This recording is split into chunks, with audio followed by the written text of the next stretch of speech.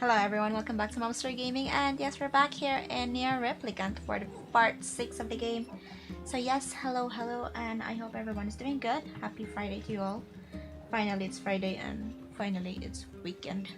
Okay, so now we're back in the game, NieR Replicant. So let's go and start. Let me try to see first, where do I need to go? Let me try to see my quest first. So yeah, I just started this game last weekend. For now, I am still happy playing this. So yeah, it's quite special, but it's just that I don't know. There's something in the game that is really making me feel playing it more. And hello to Zyra Aya Ake. Thank you so much, Zyra, for the like. Ay, wala yupak dira da pita. Wala man good. No, I'm tired. Yeah, I know I'm tired. Because, you know, I already explained to you, Zai. But I want to play. Oh my god, being tired won't stop me from playing. Okay, so let me see.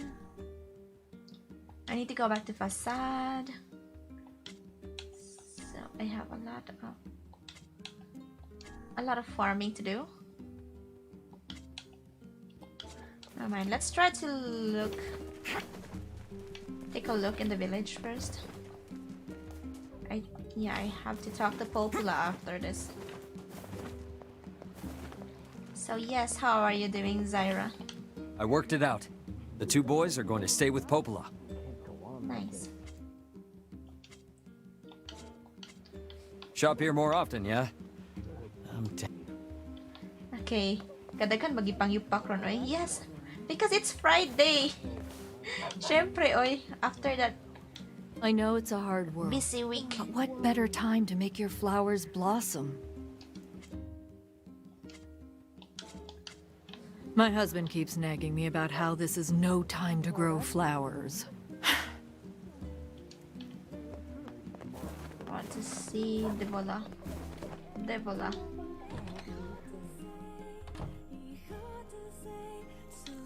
After the kids she used to take care of by the fountain died, my grandmother's mind began to slip. I'm worried about you. You've been a different person since Yonah was taken away. Thanks, but you don't have to worry on my account. Oh, you want a different job? Which job should I give you first? La vida le sable. Why not? A facade resident is looking for help. It's about flowers or something like that. Okay. I wrote down the client's location on your map, so head over there to get the details. Okay, it's in Facade. Pwede ka kapuya, Zay. Kapuya kagatug. Sana oil. Pwede matulog. Good kayo, basta mag-rap gali ang usa, automatic ikaw maana. Wa ko'y gawas-gawas sa korekto. Grabe. Tagaig megaphone ini-graph, Zay. para grabe jud lanog ba. May bawaan jud sa people.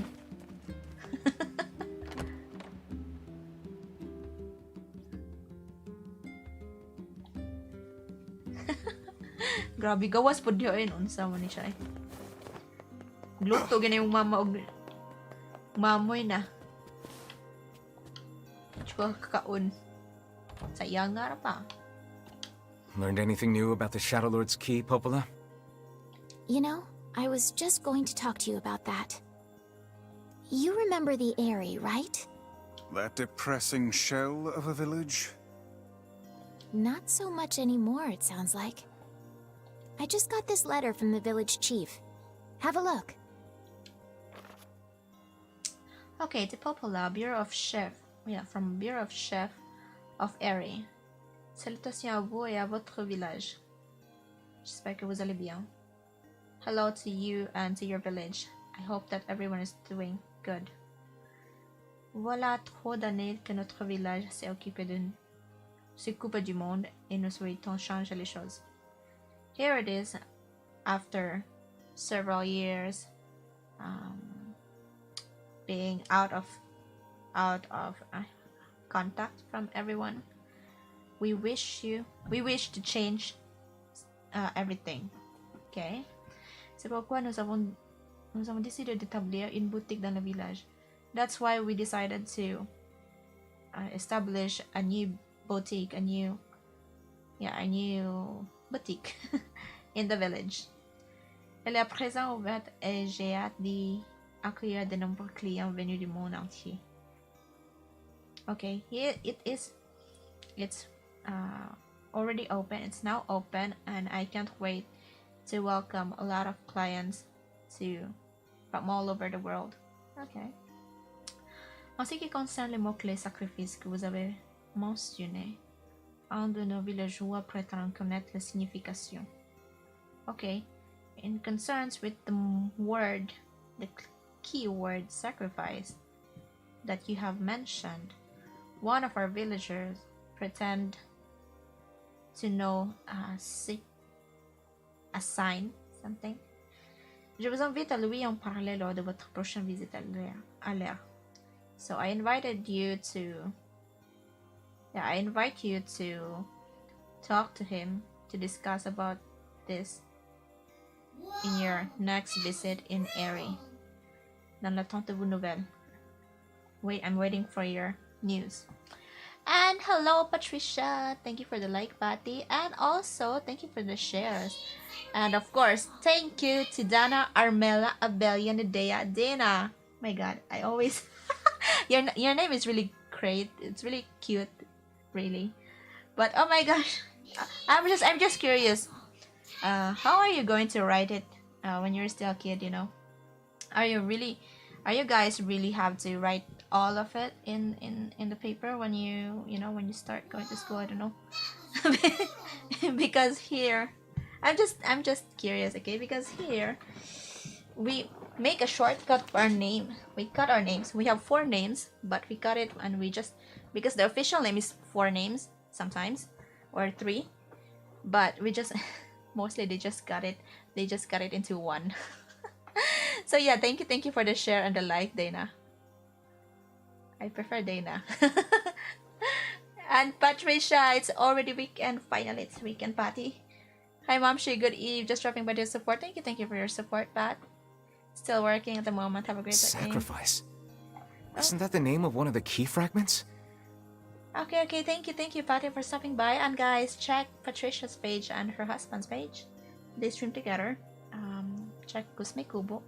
They also stream a lot of cool games like Dead Space, It Takes Two, and other nice games as well. Games. I'm sorry. You almost got it right. Oh my gosh. I can't imagine that, Dana. That's right. I've been trading notes with leaders from every town in the land. You're amazing, Popola. Amazing.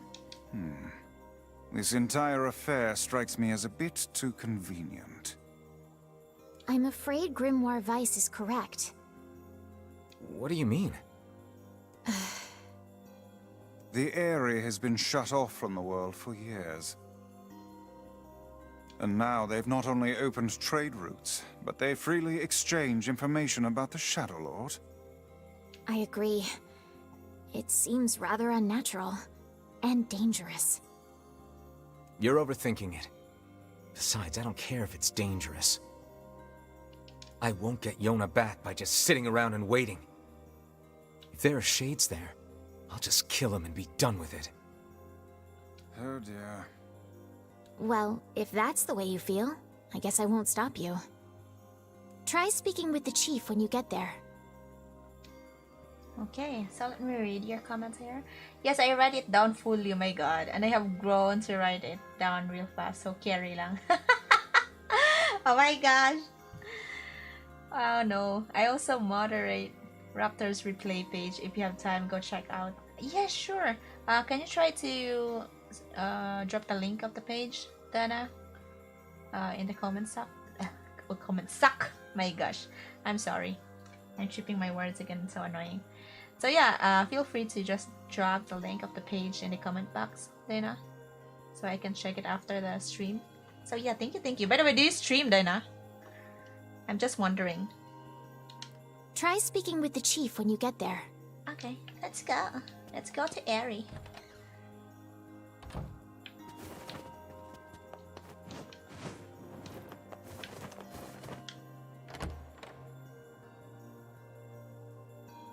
By the way, do you also play video games, Dana? The area, huh? Alright. What a soul-crushing place.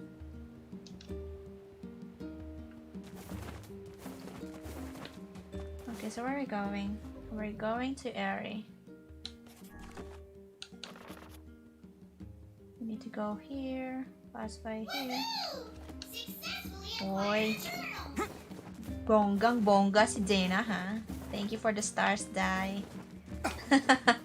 Thank you so much, Dana. You don't need to do that, but yes, thank you, I appreciate it. Eh, nahulog, nalaglag ang stars. So yeah, Dana, thank you so much for the stars, really. Gosh, nag-abala ka pa, oy. Grabe siya. So yeah, do you also play video games, Dana? If you moderate someone's page? I really do. I bet you do. And if you do, what type of games? Yeah, what type of games do you play?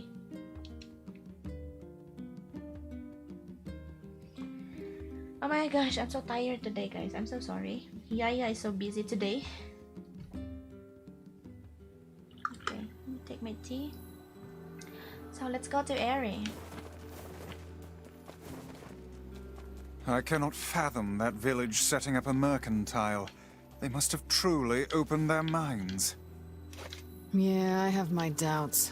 Why I can't take my baboy? Aren't you glad to be going back home, Kaine? Home? That place is a shithole. Don't be so nervous, Kaine. We'll protect you. I got me taken care of. Worry about protecting yourself.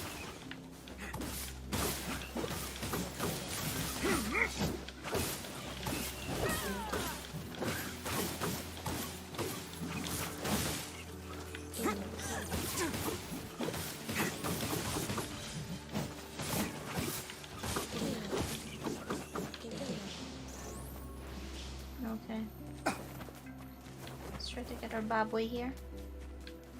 Yeah, my mamoy is also tired. You see, he's so lazy, like the rider, like the owner.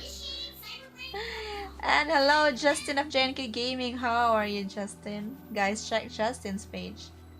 JNK Gaming. He was streaming a lot of Assassin's Creed. So if you guys are interested, just visit his page. He's also one of my good friends as well, so yeah, please do. Yes, Dai, the baboy is tired, like the owner. And yes, thank you, Zaira. Thank you sa pahulog na stars. Dana. I'm sorry. Dana, okay, Dana. Alam niyo naman na ang OA ng manang niyo dito, di ba? Sige nga, Dana. Okay, salamat, Dana.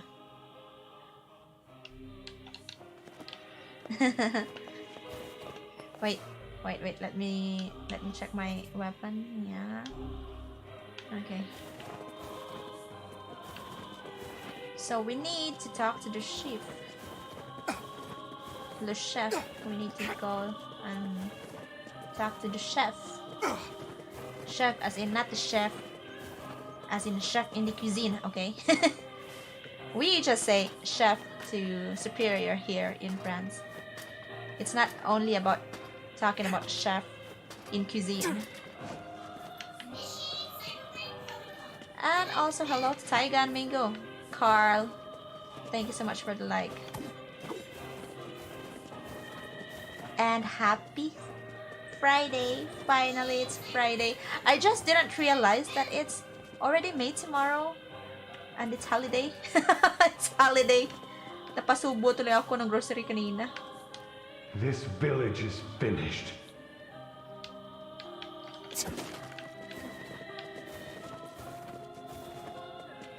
So yes, happy Friday, guys. Finally, weekend is here. Thank you for the like and the shares, Carl. Also, guys, check Carl's page, Taigan Mingo, who is also specialized in horror games. Hello? We're here from Popola's village. It's all over. We came to ask about the letter you sent. Our days are numbered. Our village is doomed. As cheerful as ever, it seems. You're the one who wrote the letter, right? I don't know about any letter. What the hell is going on here? Weird. It may be faster for us to take our inquiries elsewhere. Let us ask around. Someone must know something. Okay. So we need to ask everyone. Interroger les villageois à propos de la lettre. So we need to interrogate the villagers about the letter. Okay. And from Dana says here, she says that hindi ako naglalaro, ma'am, pero I moderate several pages. Oh, more than 10 ata. Oh my god, that's a lot of work, Dana. Okay, Dana pala. Sorry. Dana kasi. Okay, Dana pala. Hindi siya Dana. Okay. So that's too much, The Dana. Shades attacked again last night. Okay, the Shades attacked last night. It's over. It's over. For us. And for you. Okay. It's over. I don't believe in anything anymore. Okay, let's try to look in the other houses here. Let's try to go down.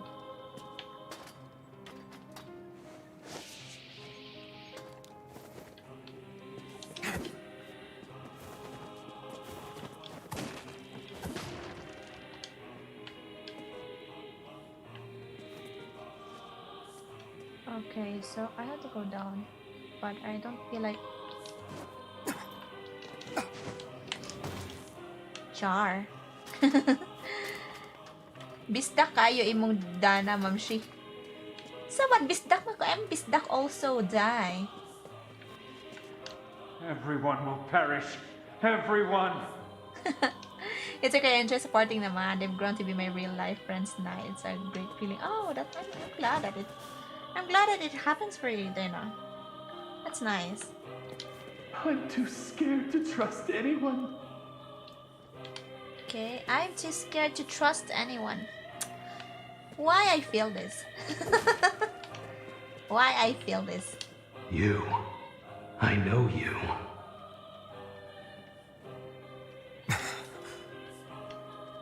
Okay.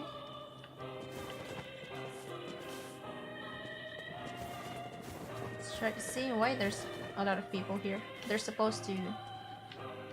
mostly in their houses and so on.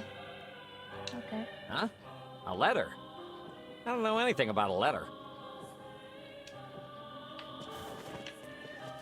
Make sure you stock up on necessities before heading out to hunt. Let's try to see if we can buy something here. No. Come back anytime.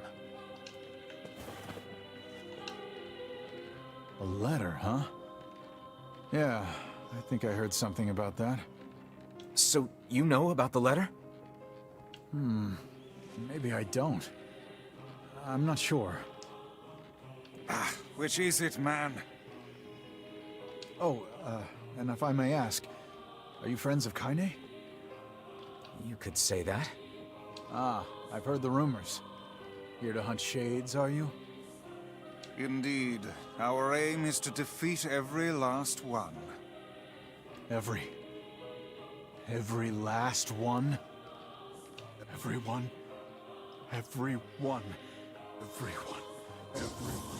Oh, what was that?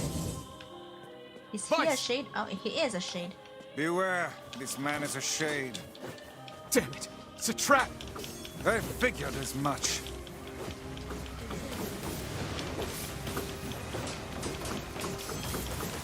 They've been possessed somehow.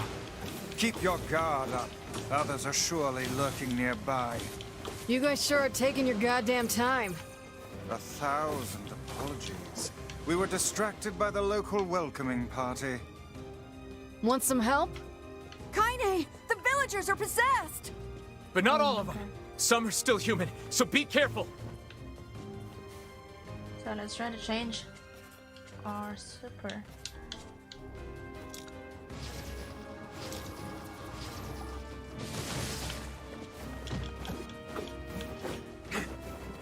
Hold on, guys. I'll try to read your comments after this. Let me do some patayan first. Let me finish my patayan.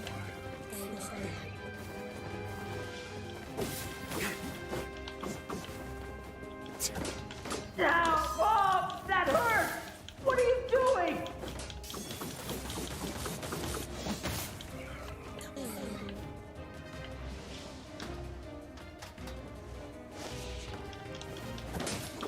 Help me!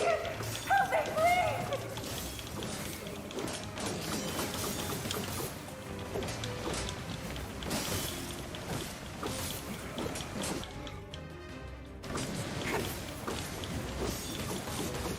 Put down that weapon, please! I beg of you!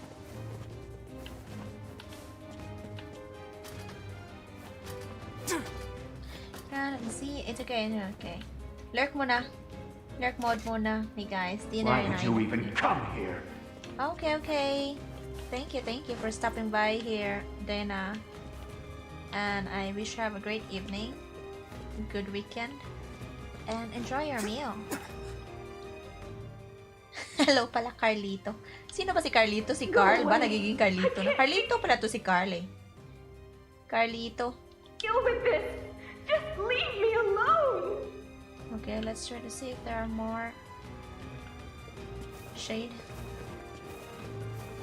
Carlito. I blame you for all of this! Okay, we can't go on the other side. Why is this girl is walking only with her swimsuit or something? Swimsuit or I don't know what. Buddies or something. Okay, maybe we should try to go down.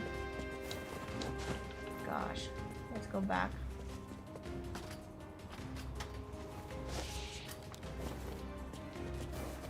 But I still prefer the Mia Gracia, Zai. Mia Gracia.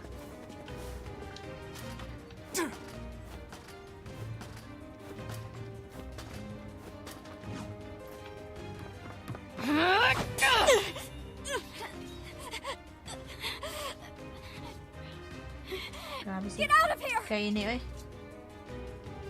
No way! I'm not gonna abandon my own sister! Kaine, what's going on? Don't be fooled by this lady. She's a shade.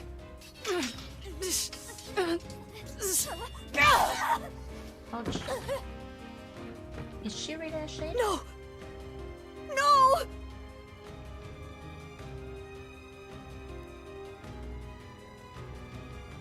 You people are the monsters here!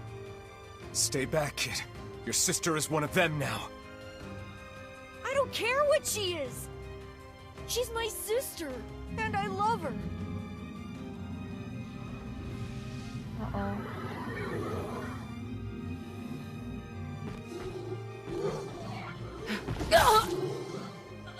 Oops. Kaine! Kano nalabot man yun ko eh. Pagan man civilian. Sakti lang good. Ganahan mo kasi yung pangalan. Stop it! Don't hurt my sister! What madness. These people are behaving as if we are the villains. Kaine! Kill them! Kill them now! No! You've got to stop this! We're trying to save you from the shades! Please, you have to stop! Okay, let's try. Hail! One. We need to get out of here. Damn it. Not really practical. Here. Kaine! Kaine, get up! Hurry! Stop this at once! Leave us in peace! It's all over. Villagers are under attack over there. And hello to Kelvin. Hi, Kelvin. Oh my god, he pushed me.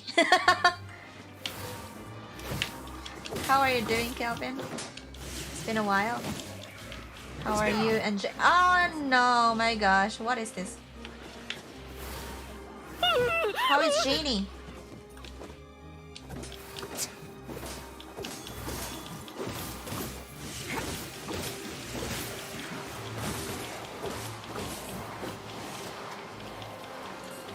I can't take this anymore. My goodness.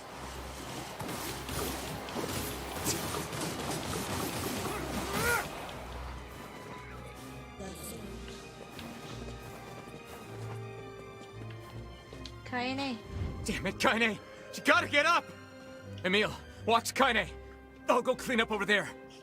All right. Sa mukha Why are you Kaine. here? Everything Sige, was fine nagkamatay. until you showed up. Yeah, sige, nagkamatay si Kaine. Giatot ni Inday eh. Danghag. Oh, that's nice. That's nice. I can't tell who's human anymore. That's nice, Kelvin. How is everything doing there? Are you guys... Do you guys have vaccines already? He's a shade. My husband's a shade.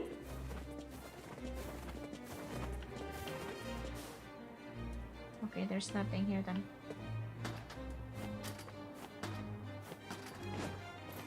Yeah, it's been a while. I'm doing good. Really busy lately, but I'm good. As usual. What could those black swirls be? Okay, so let's go.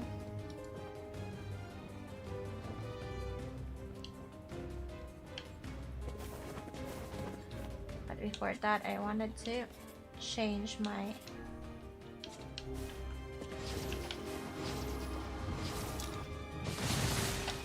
Oh God, help us! Help us, please! We are shades! Uh-oh.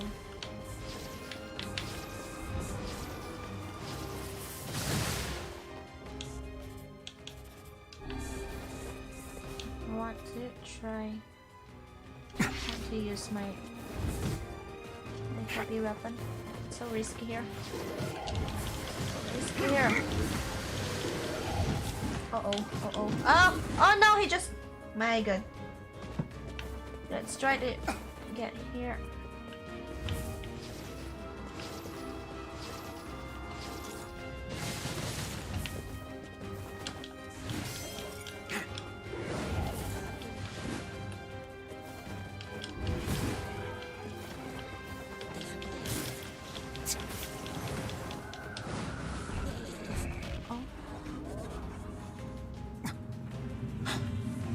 What's happening?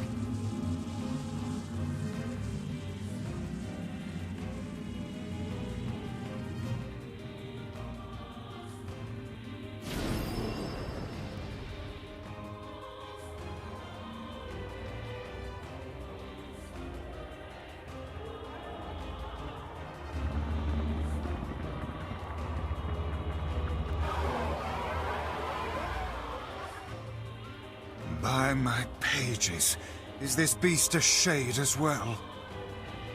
That thing sucked up the villagers. No! If we keep this up, we're gonna kill them all! We can't let that happen!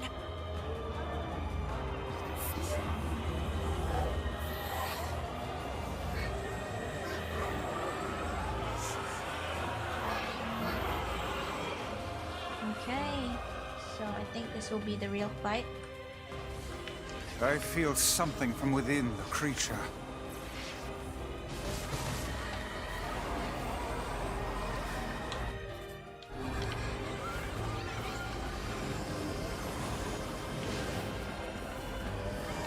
Is this the combined power of all those shades? It will take more than a barrage of magic to stop us.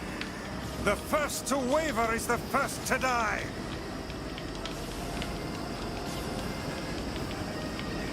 I sense magic coming from the center of that eye.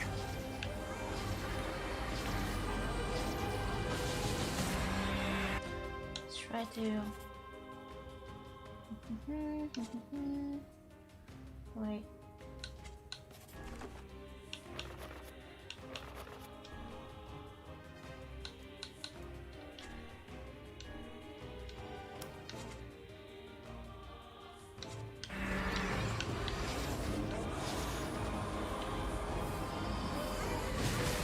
Wait! I think those are actual people! Hold nothing back. Those are shades.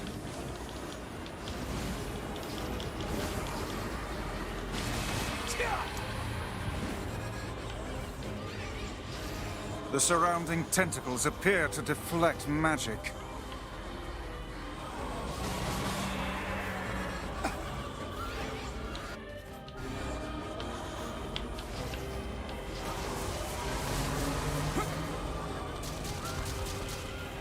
Such speed! Let's go back to...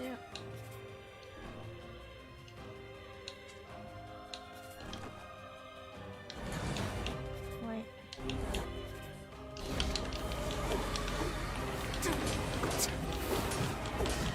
Oh no! My goodness.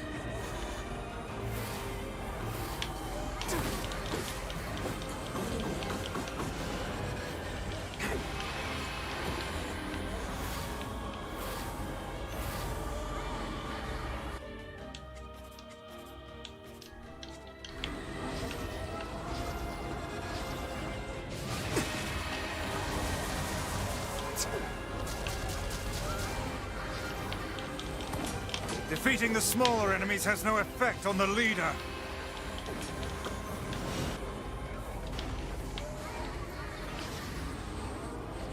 Now, focus your magic on the beast's center. Okay. Okay, let's try.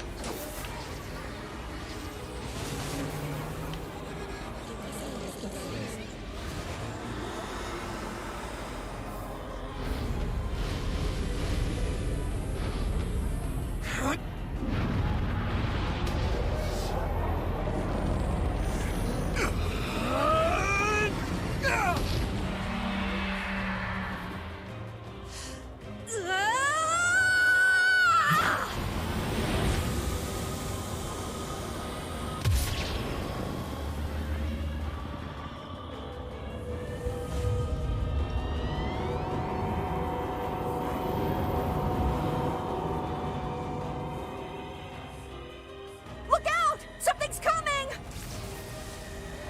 Oops. Its weak point is located around the back. Try attacking it from above. I'll try to pin it down! Emil! Oh, we can't Emil! go out from the area. I'll keep it busy! You should be able to attack! From behind! Go around and get it! Okay. Please, hurry! Okay, let's try to go on the other side. Emil can handle this. We must circle behind the creature at once. Okay. Okay, but...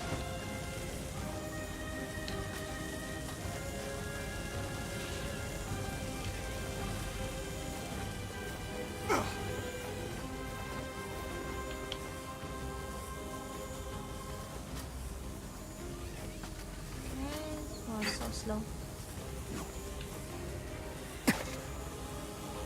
Move closer. You cannot harm it from below.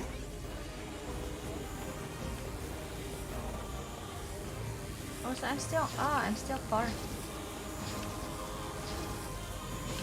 Yeah, I need to go Are you there to yet? the other side. No, I'm not here yet.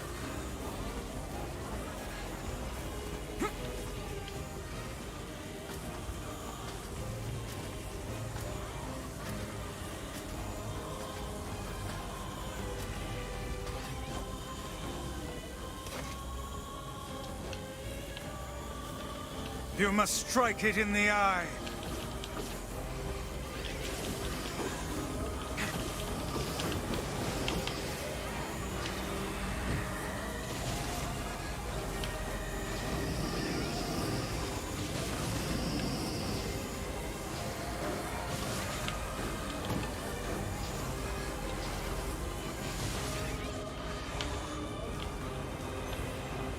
Did we get it?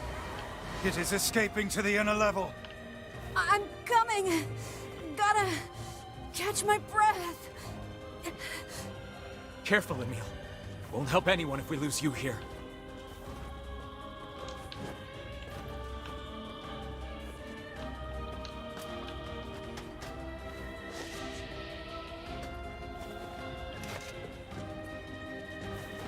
On the other side, my god. I'm lost in this.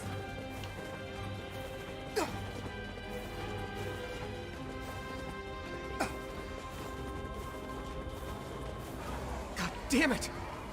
We beat the hell out of that thing! How can it still move? Its combined powers are beyond even my greatest suspicion.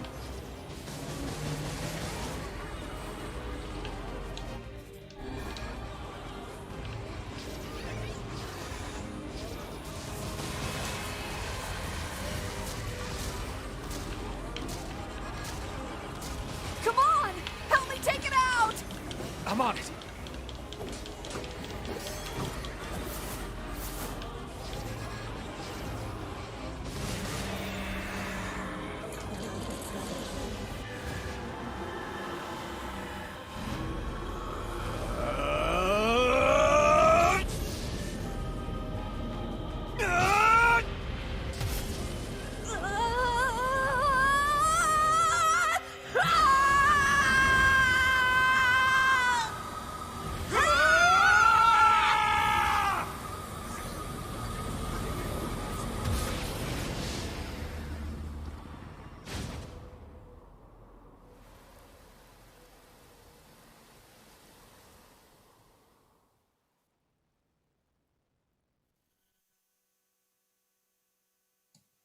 Okay, that was it then. So let me read my vaccine, my chat here, my gosh. Emil! Emil, wait! I gotta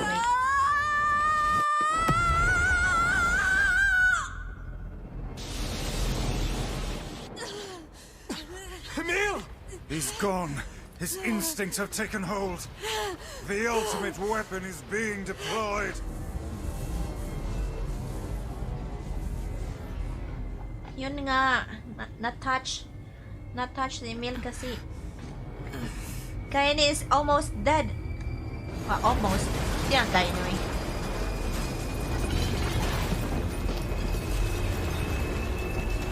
Wag nyo kasing lalapistan si Kaine.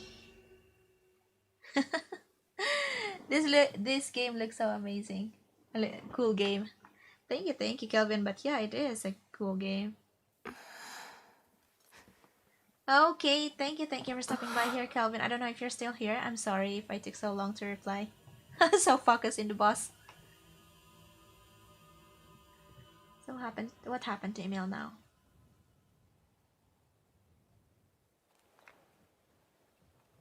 He looks so creepy. Galit na si Emil. Yun nga. Wag kasing patayin si Kaine. Para hindi mag-strong si Emil.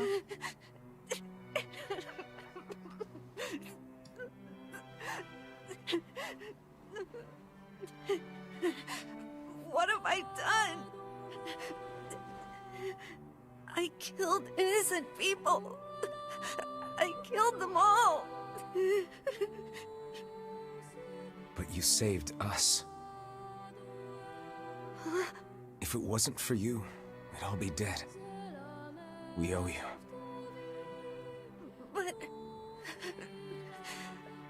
But I... It's all right.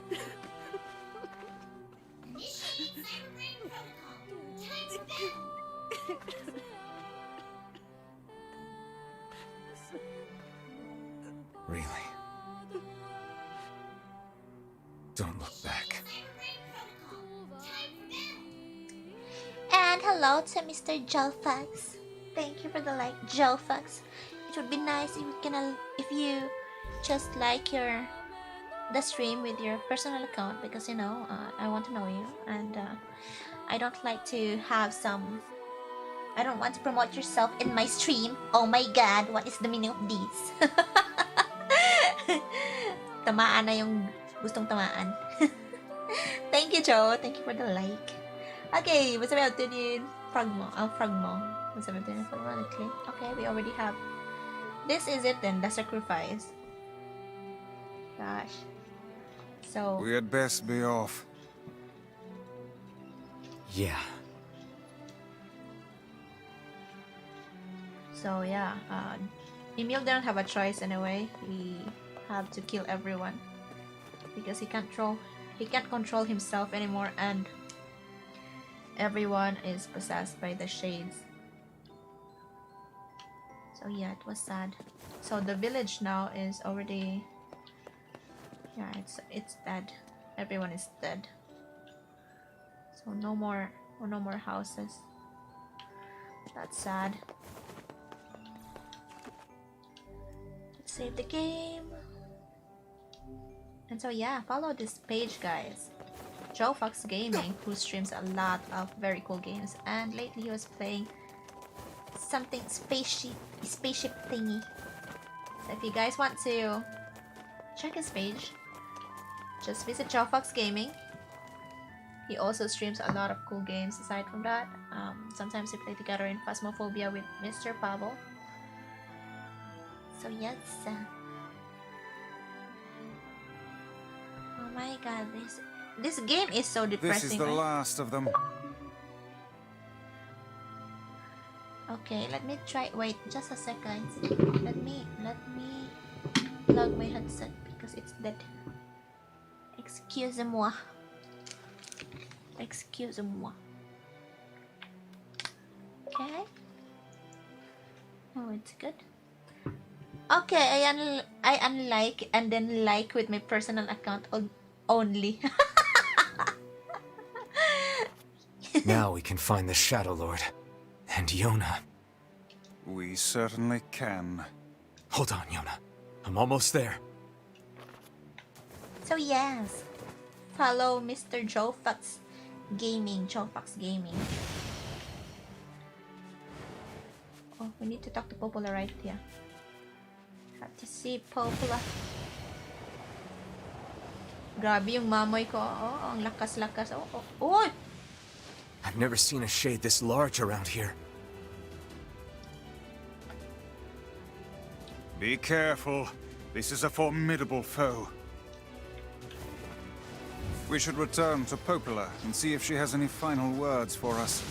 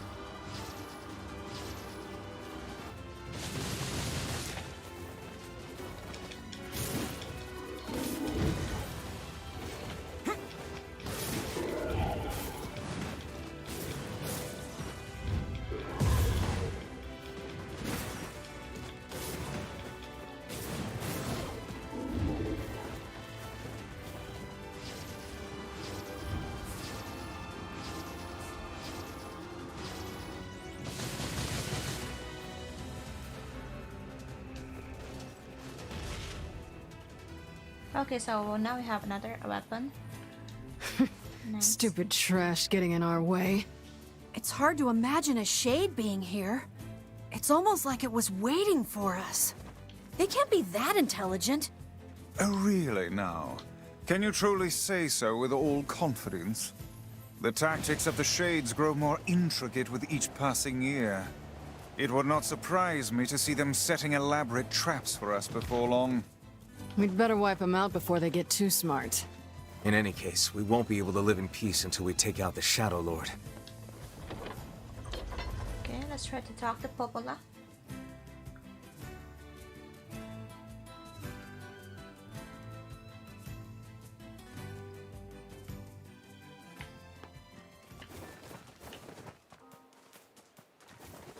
I marvel at how relatively simple a task this retrieval process proved to be. It is almost as if someone deliberately set us on this path. You're overthinking again, Weiss.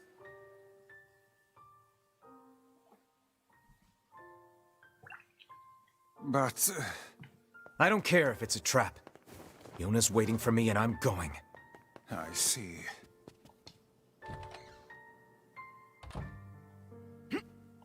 You're really gonna do it? The whole village is buzzing, you know. They say you're gonna go rescue Yonah. I guess it's really happening, huh? I'll bring her back. I promise. About that. Yeah? Nothing. Never mind. Popola just loves to worry. Anyway, you be careful. Yes, do be careful. Thanks. Please be careful.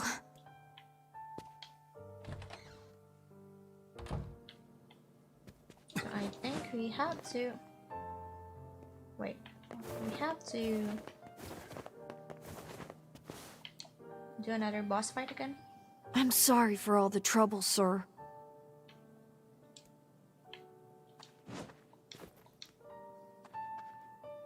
Hey, mister? How come I can't see Dad? So yeah, these two kids here. It's Popola who took good care of them already because their father is an abusive man, and he let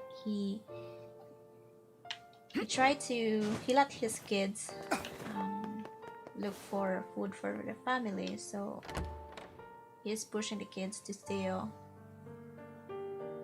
and so on. So I took them away and try to just let Popola take care of them. I'm sorry, my Englishing is not working again. Okay, so we need to go directly to the chateau. Let's go to chateau. But first we need to save the game first.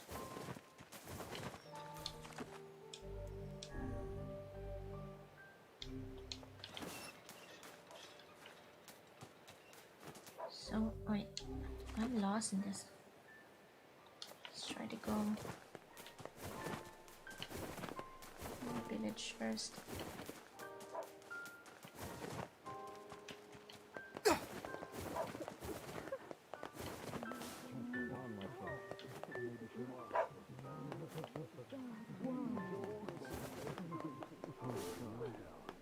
Oh yeah. Oh my god.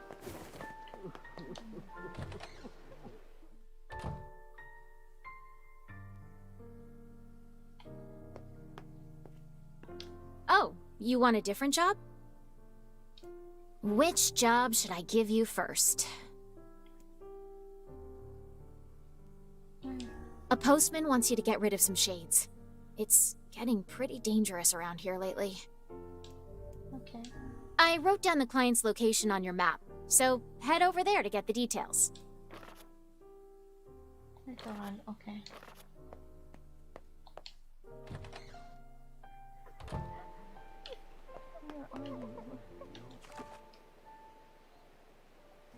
So we need to take the boat, I think.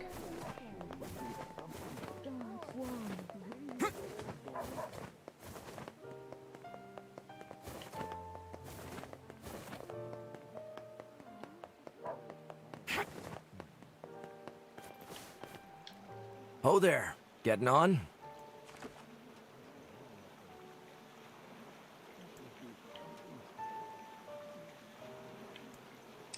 Wait, where is it again? Chateau de Matombe. Okay.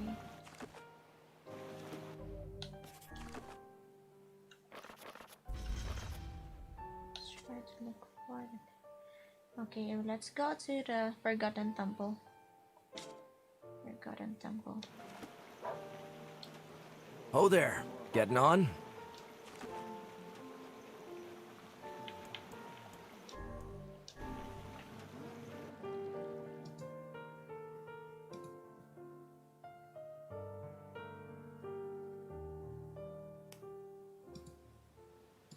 Are we ready? Let's all make it back alive, okay? It's a plan. Giro eh. Let's go, Kuya.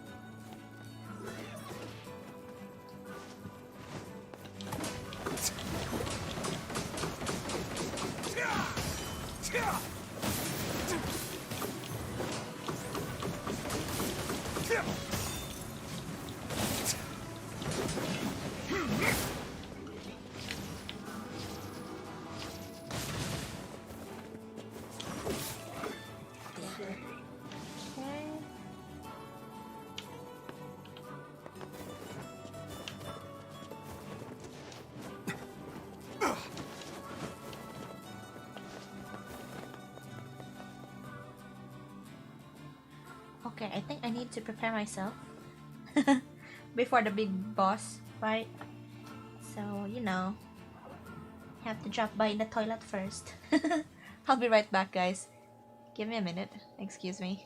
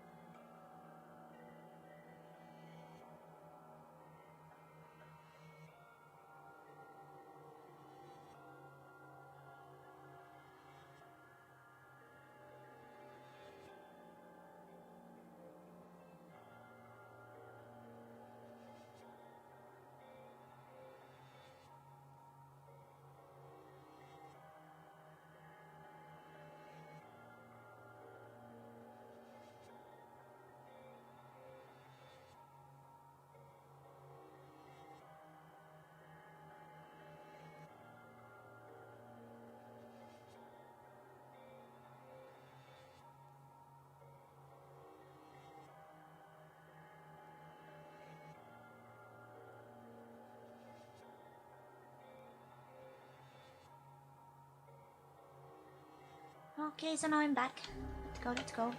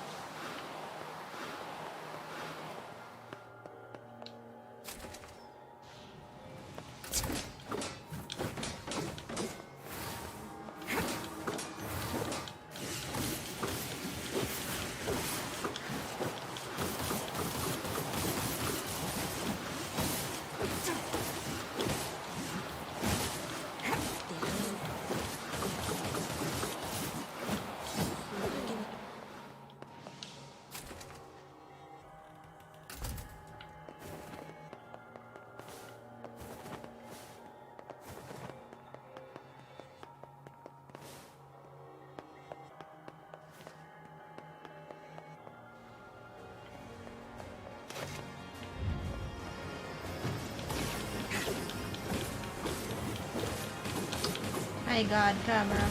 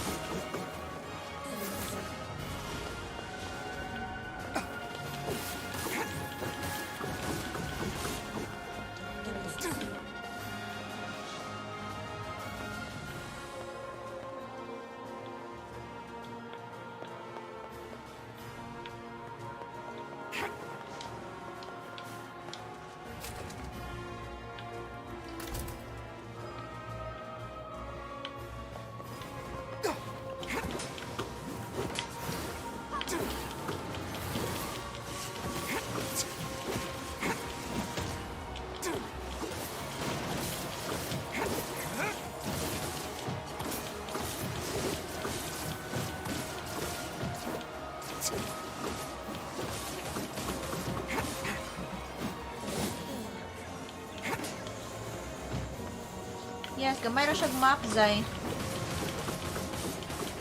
Pero maglibog yapon ko. Hala! Oh, I forgot to heal myself. Oh my gosh, gaduka si Manang. Oh no. Game over. Oh my god. Katugo da. Nagduka man ko noon ko eh. Sas.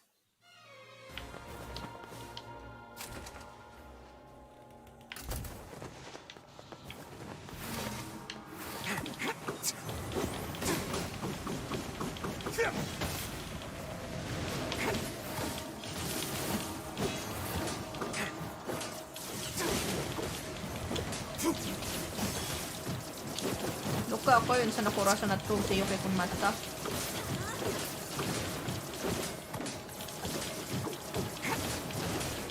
Sa'yo biya kay kung matulog.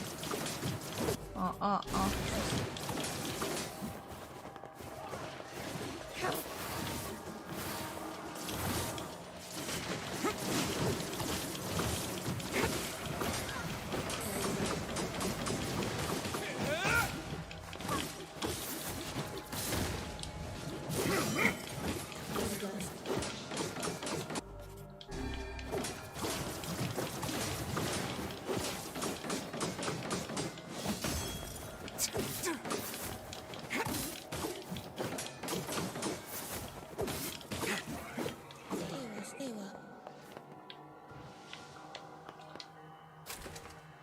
Resulta na sa'yo matulog.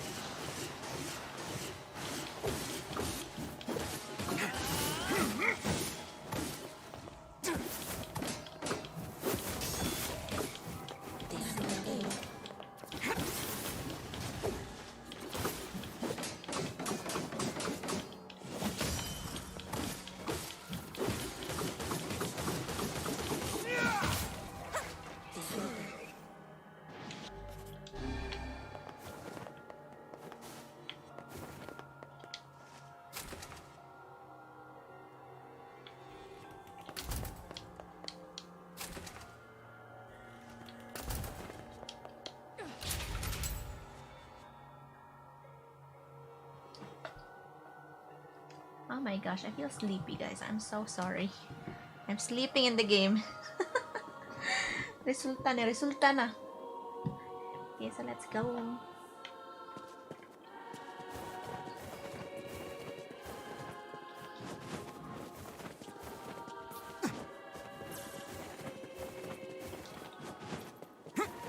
Kapit kung palpak ka to da.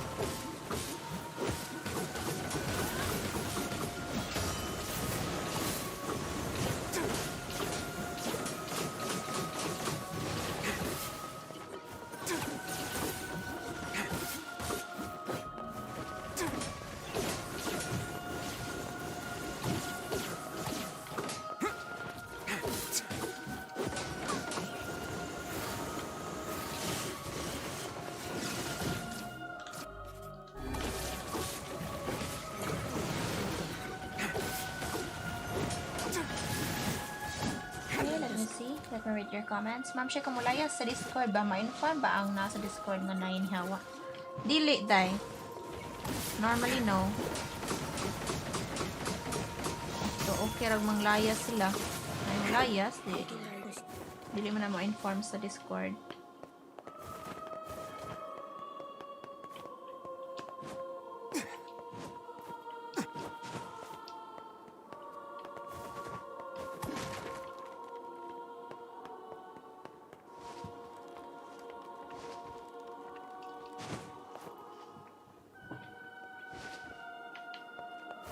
Saan naman akong kalaki? Nagduka naman ko ani eh.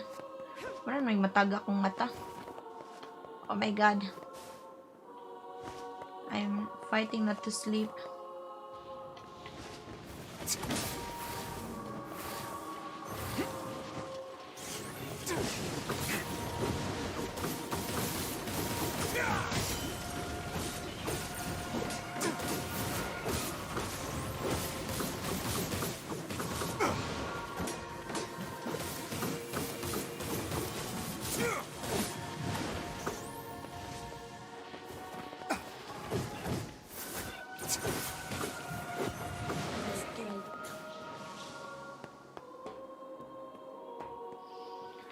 Okay, layas ko duha. Samo kayo sige pop up. Yeah, ako gani gusto ko kalayason atong usapod nga group chat sa muka Gusto ko mo layas. Lalayas yun ako.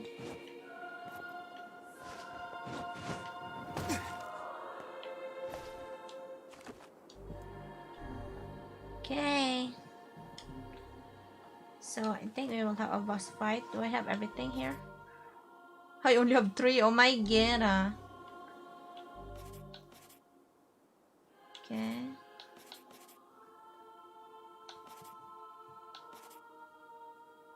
We'll see.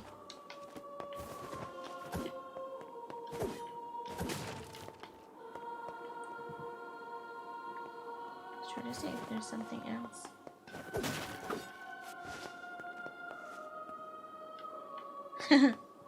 Dungag-dungag sa deletonan sa mail. Sige.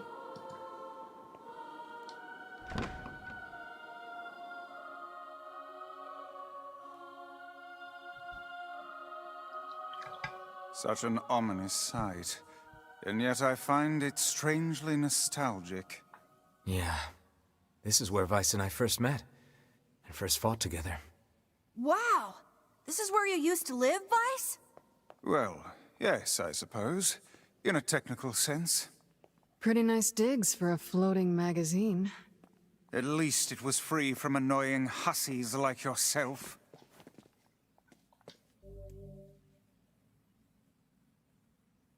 Okay, it says that we can't go back, so am I going to continue? Of course we're going to continue.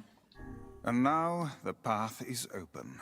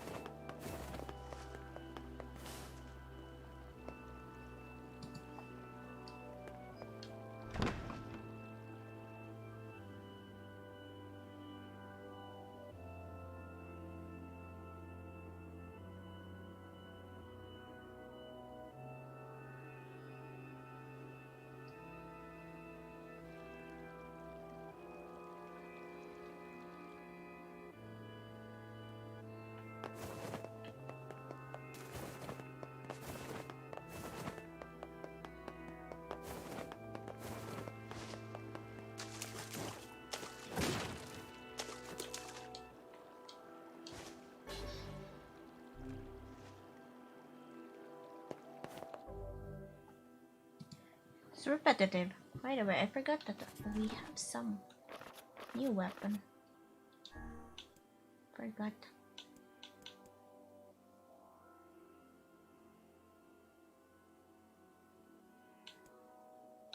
Oh. What else?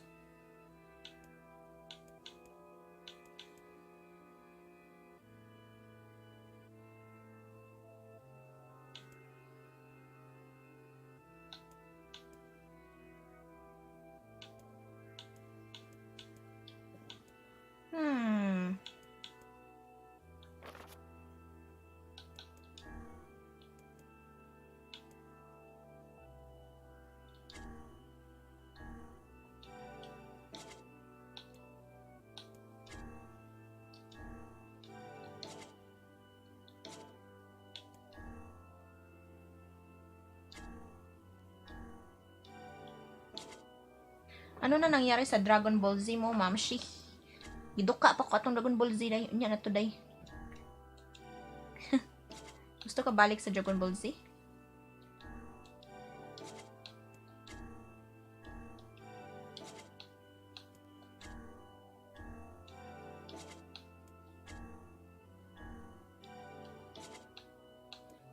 Sana na akong mata. Di naman yung piyong naman yung siyag iya ha. Oy, hala, oy. Oh my god. Na jud mo na jud ni. Gores na jud ko ni.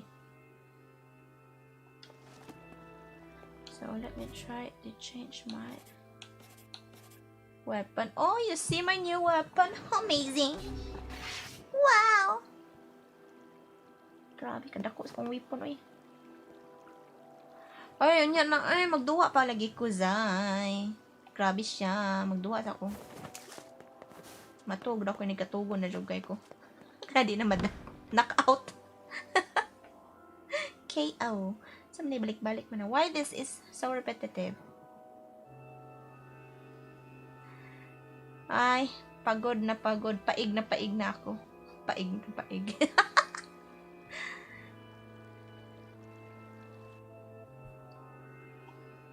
I don't know how many times we crossed. Okay, hold on. Is it just me, or are we looping around the same path over and over? What do you mean? I think he means we're stuck. There must be an escape route somewhere.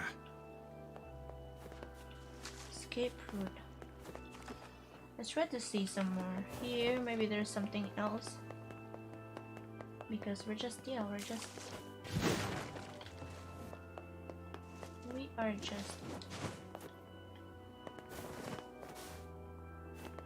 like passing to the same path again. Same part of the house. The house of the castle. Let's try again. It will be the same thing, I think. Yeah. Or maybe we need to cross several places like this. Very similar. Maybe. I'm not sure.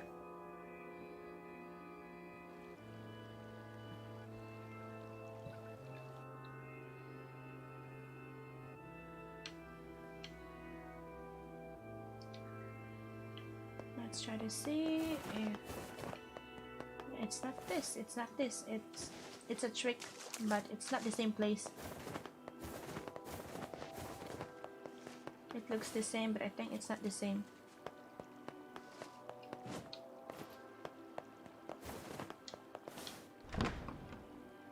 How many do we need to open?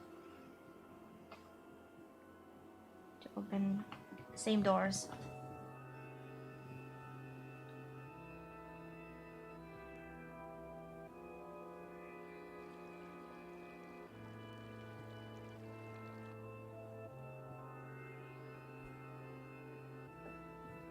Kumusta na, Zay?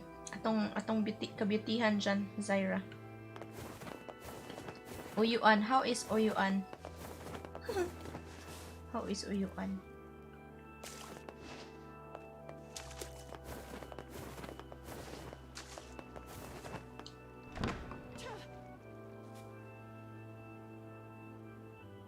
My gosh. When will this end? Always the same thing. So what's the trick in this game, in this part?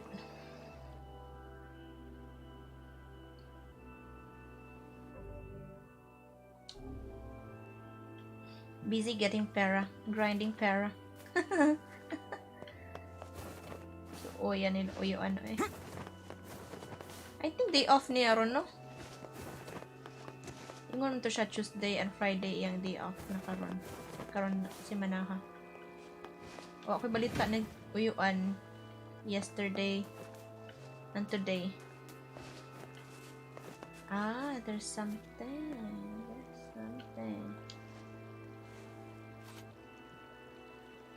To whom does the true voice speak? To whom does the true form show itself? You must answer. It can talk! I ask, why did humans disappear from the world? The hell is this? I believe this is some manner of password. Password? Yes.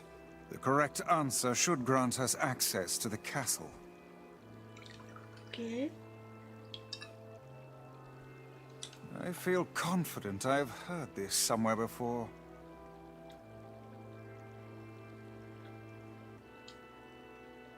To whom does the true voice speak? To whom does the true form show itself? I ask, why did humans disappear from the world? You must answer.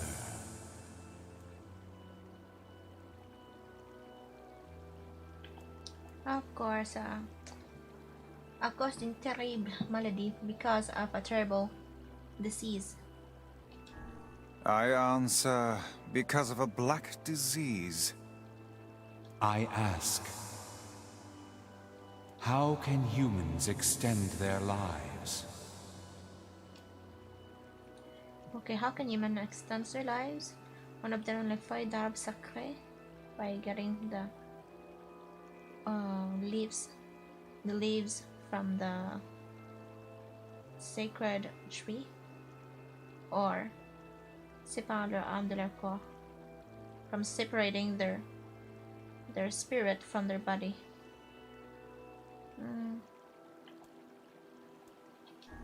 I answer by separating body from soul. I ask, what is the destination of souls? Okay, what's mine? Le vaisseau killer propre. Le vaisseau killer est propre. La terre promise baignée de lumière.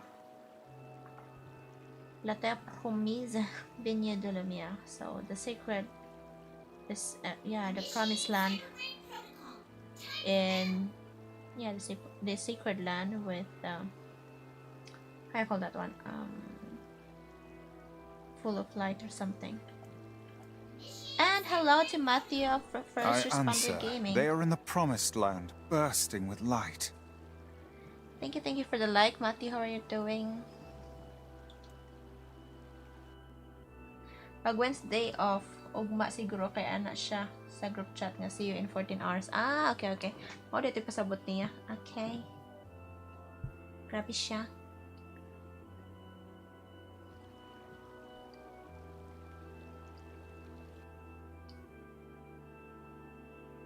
Blast. I appear to have made an error. Okay, so we got I don't know which one we missed. So we made some error with the answers. I don't know which one. To whom I ask, why did humans disappear from the world? You must. I answer. I ask, how can humans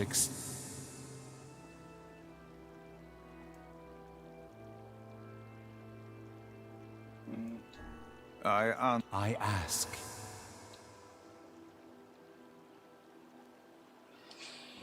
I don't know where it is.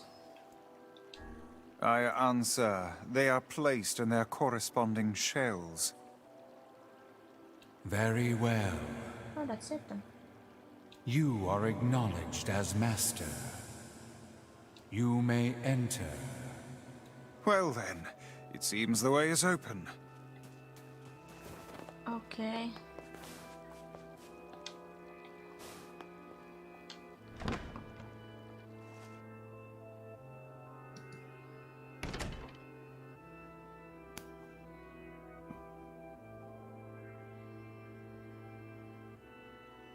Oh, It's the twins from your village. it's Devil and Popola. Popola? Devila? What are you doing here? Hey, any chance you'll just go back to the village? This is a very dangerous place. Even if you can find Yonah here, you probably can't get her out. How did you get here? Shh. We're asking the questions right now. Okay, so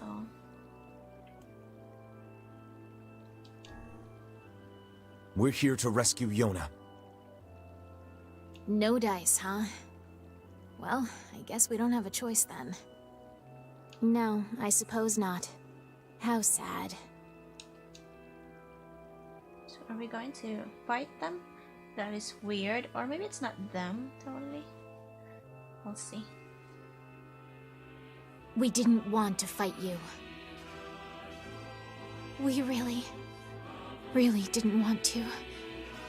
Oh, it's them, really. So they are enemies? Devila! What's happening? Sorry, but this fate was predetermined. Still, we spoke to truth. We really wanted to avoid this if possible. We were hoping to put it off for 100 years or so, until the next generation came along. What are you talking about? Are they shades? I don't think so. It's a lie! I don't believe it!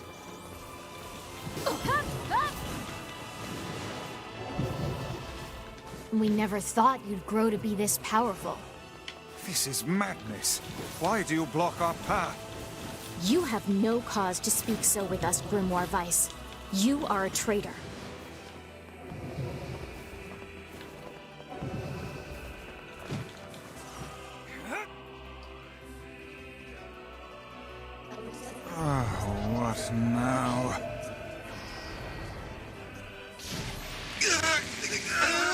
Weiss!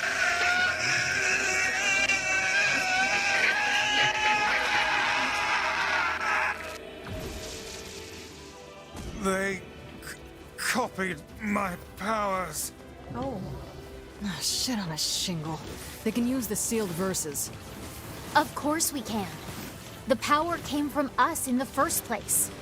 You were simply loaned a small portion of it. Weiss, are you all right? Tevela, Popola, why are you guys doing this? Why are you siding with the Shades?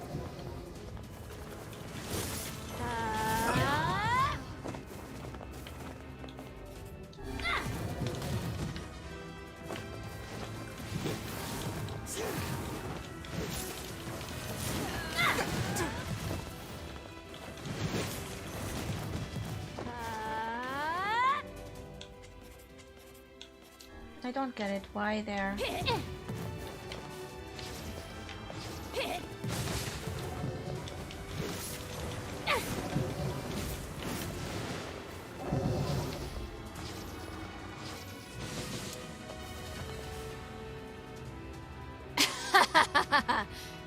Why?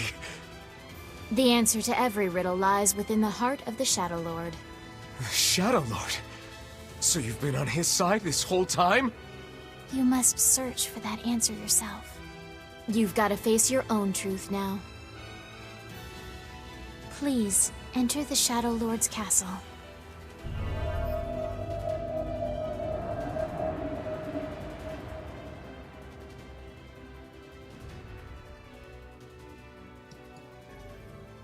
Okay, I don't get it. I don't understand why they become enemy. Why? So they were enemy in the first place. That's so weird. Oh. Gosh. Tevela and Popola are fighting us. Yes, they do seem to be putting us through a great deal of... You okay, Weiss? How odd. For long years, my mind and tongue have been my greatest assets. But now... What? The latter seems to be... Hell. Weiss? Do not look at me like that. I am Grimore Weiss. I am perfectly... My god. Okay. Okay, guys. I think we will have a big fight after this. So, let me try to take a little break first. Toilet break, toilet break. I'll be right back, guys. Excuse me, excuse me.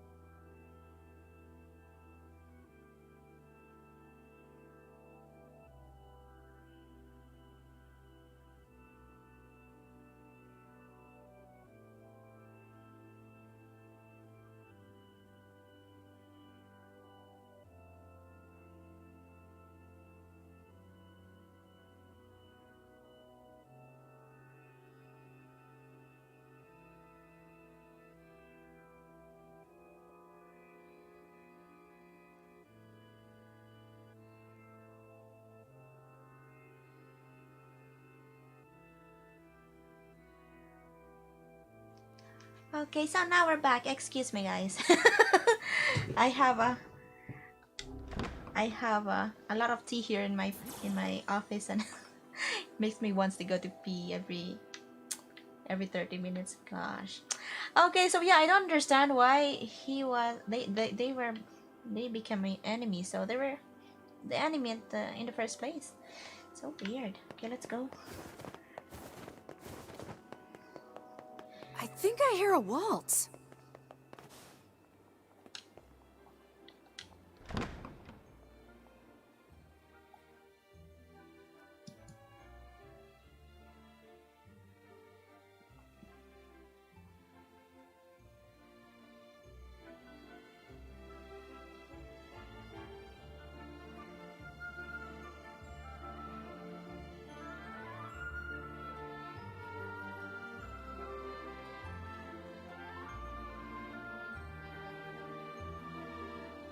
It certainly is a grand affair. Bunch of dancing bastards. They're all shades!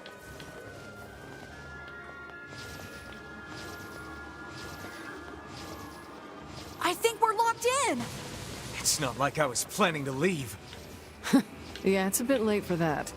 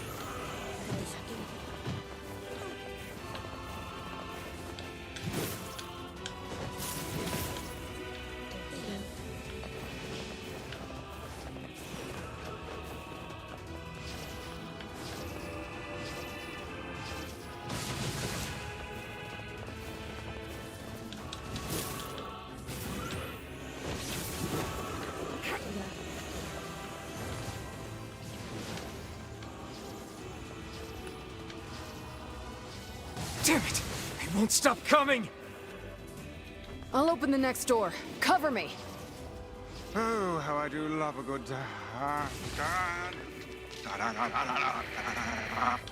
Weiss! Hmm? Oh, right. Protect the hussy, yes? Good plan. Let's go. Protect Kaine for us! Stupid door. Come on. Oh, come on! Kaine! Hurry! It's not open yet? I look like a goddamn locksmith to you?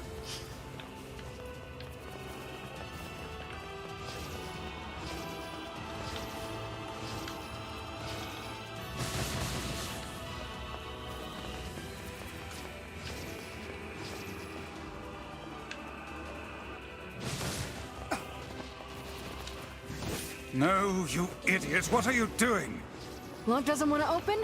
Fine. I'll just break it down. Stop, you impatient fool! Goddamn no good bullshit bastard!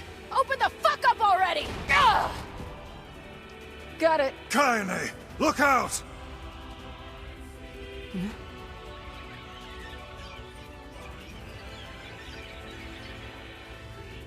Huh?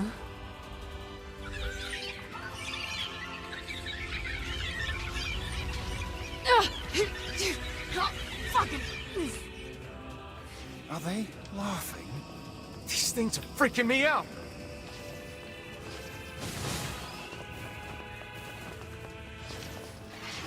Kaine! What's wrong?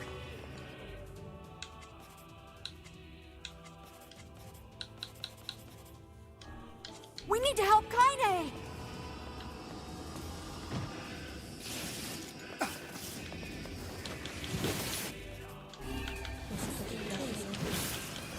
We need to help Kaine!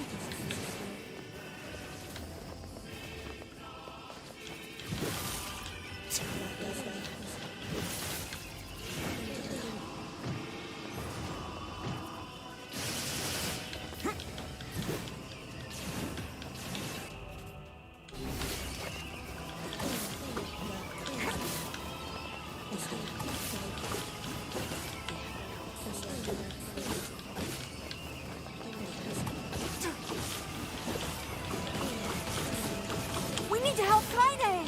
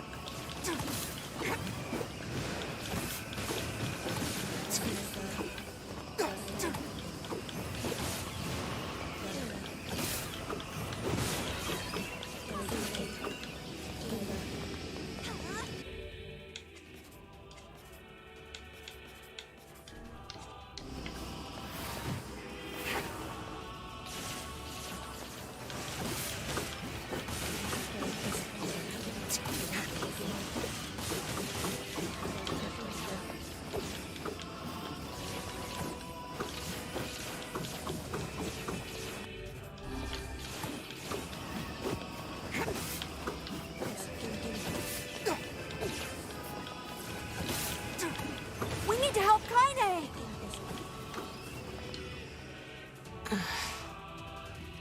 You okay? Yeah, but we got problems.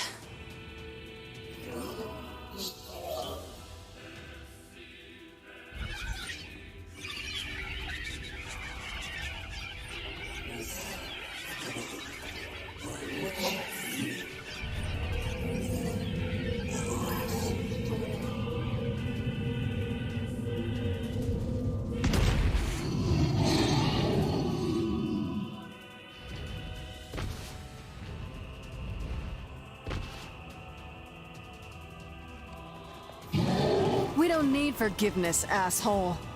Kaine?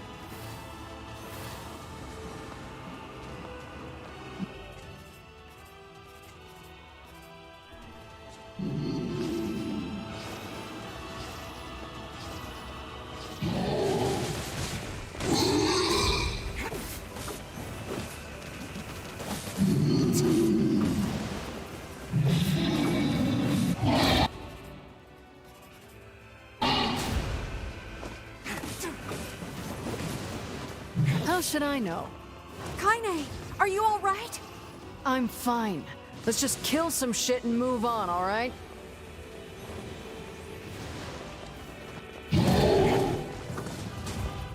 It seems to lose some control when it charges. Damn it! How can something so big be so fast?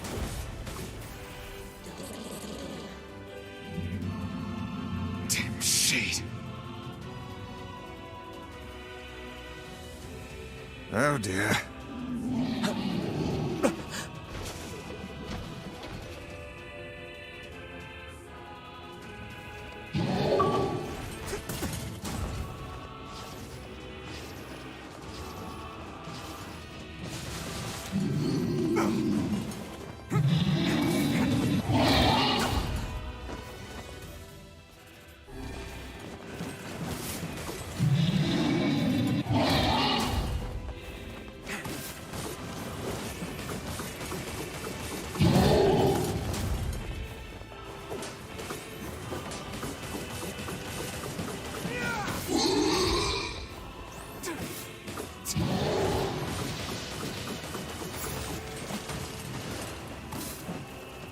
Even hurt this thing? That fog! Oh I can't stop now. Damn it. Stay focused, Kaine. Oh my god. Don't fall victim to such distractions. no! Come on! We have to keep going! Let's go!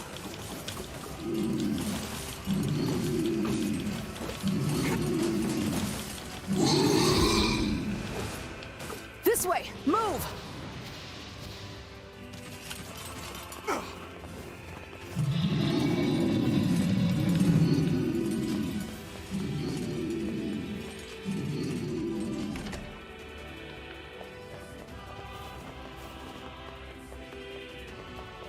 Up here!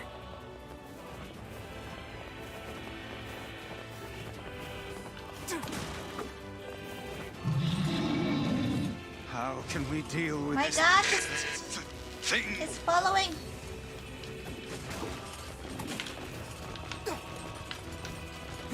Please, hurry! Oh my god. Oh no. Oh no! I died. Damn. Let's go back again. I messed with my controller. Ah, sad life.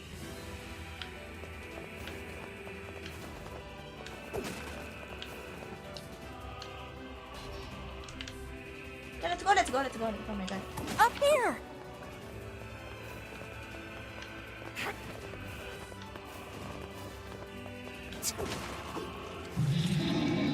How can we deal with this thing?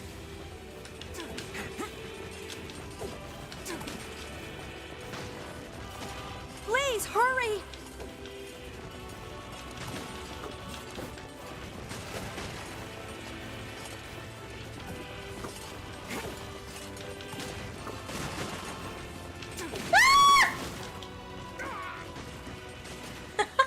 Sorry, guys.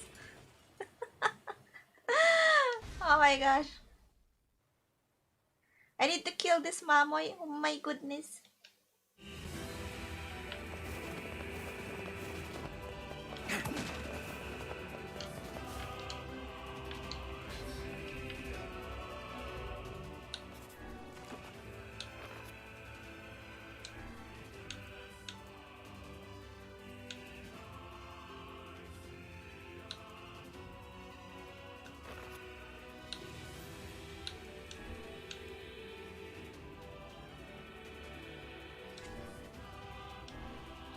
Take this one because it's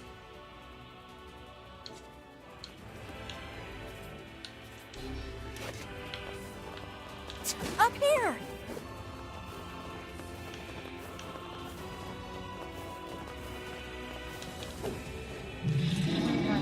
How can we deal with this thing?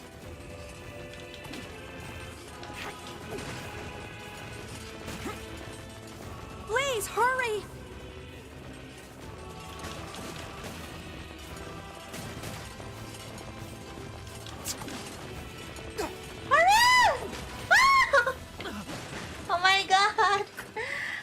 I'm so slow. I think I will take ages to finish this part.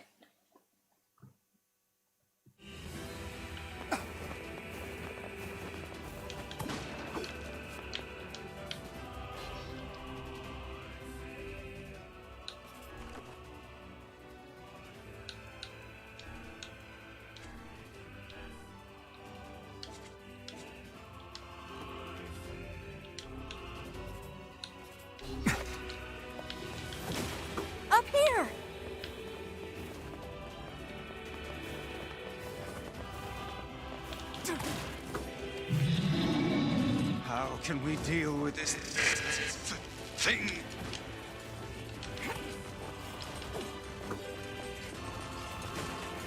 Oh my God, Please, so hurry! Fast. It's so fast.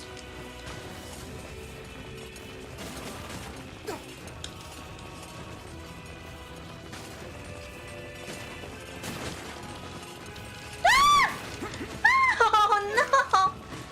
Damn it! Oh no! Oh my gosh.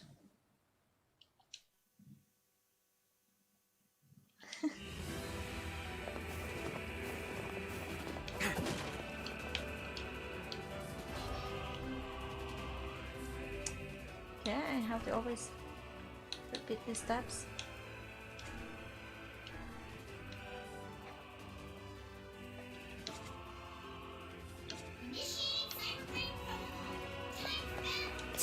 Thank you for the like, pal.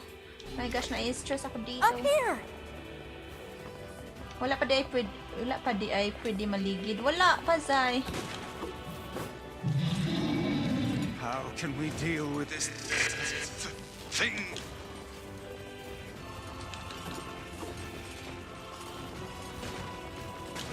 Please, hurry!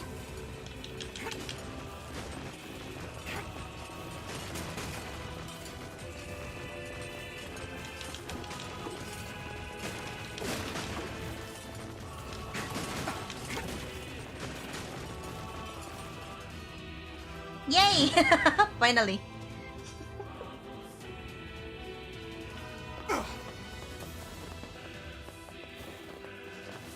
Damn it, I can't get it open! Attack incoming!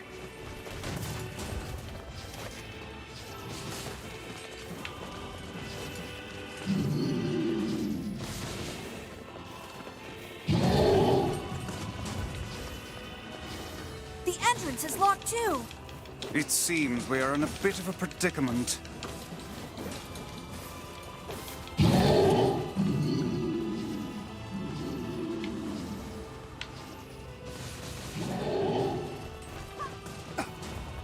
Strike the beast while it's down.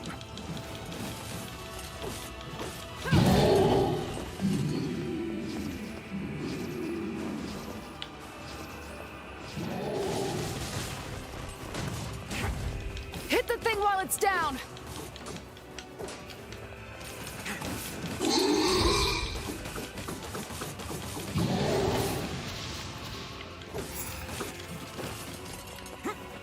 Oh my gosh, he got his life back.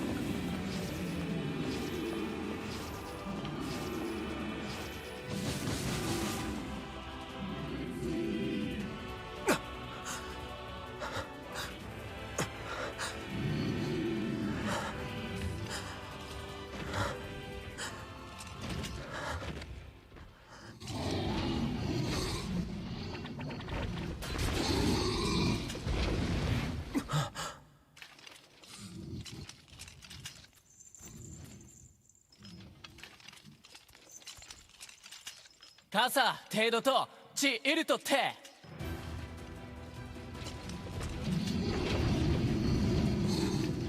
Oh, the king. Nice. 出槌汗より銀丹おきっとだあらペルアとシデンチウセキヨンイラコクか、ついて What are you doing here? サルリとシータとカイザムとキロだろ You are correct. いや、アラとて三世帯クルワリウワリとてトラスカンカシチンデ But アラペルアとどんだ来てキリゴイタリアフィアトサチチサタトトレルタカイザムチと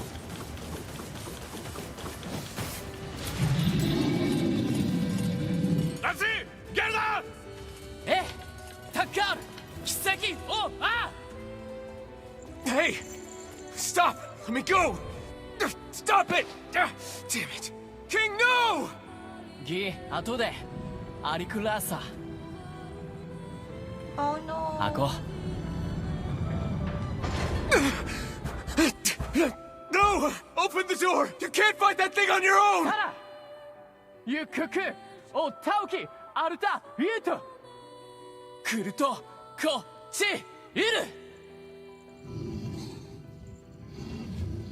Oh no. かてケタルイトエチケロアルテリアだせギウジ各石技師真鍮カレルタ改ざんテラスうんあんだあらたてウラーヌペルアトチウラーヌカレバルトトチ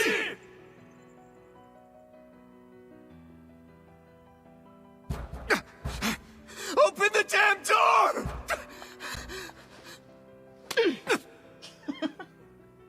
Knock it off already. Let's go. Kaine. He's fighting for you. And for Fira. Don't let him die for nothing. My friend.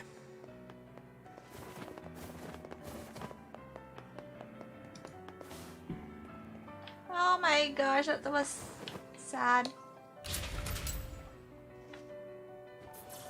Hey Alex, hello. How are you doing, Alex?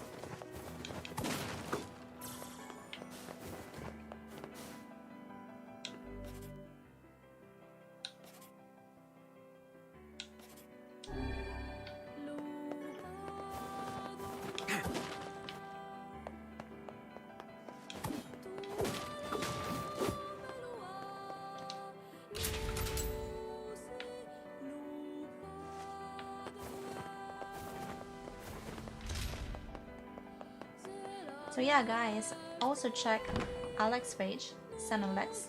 He's also a good friend of mine who streams a lot of Tekken.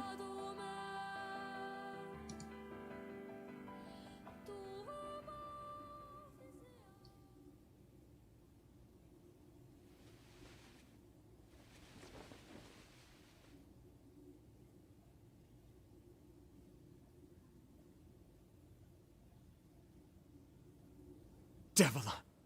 Popola! Oh, look. You made it. We've been waiting for so long. Why are you doing this? It began 1300 years ago. Humanity, finding itself on the brink of extinction, undertook a last-ditch rescue plan called Project Gestalt. Gestalt? Do you still not remember, Grimore Weiss? Then let's give you a refresher.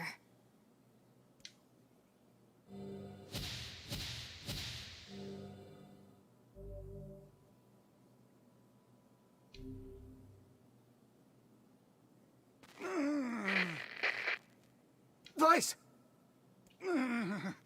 My mind.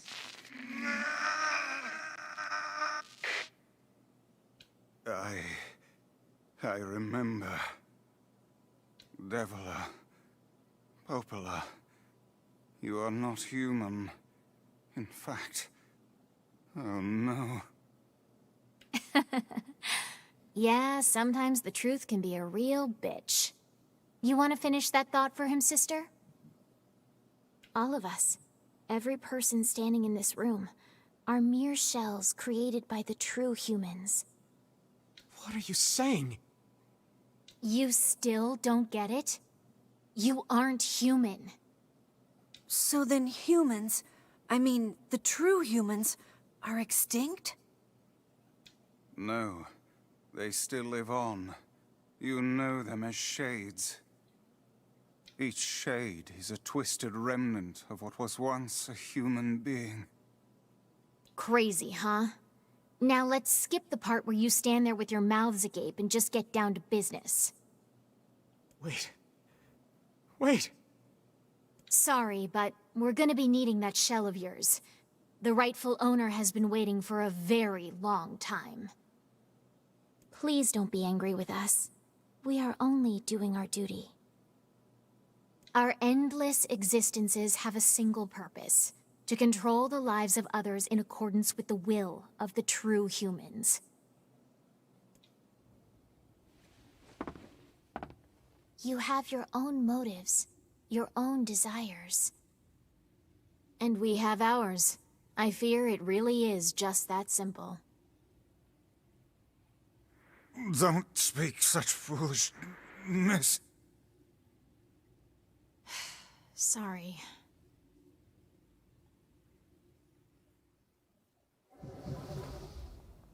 Okay, so we need to fight them again.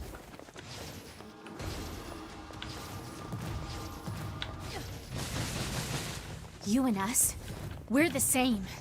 Tools in the hands of a master. No! I'm nothing like you!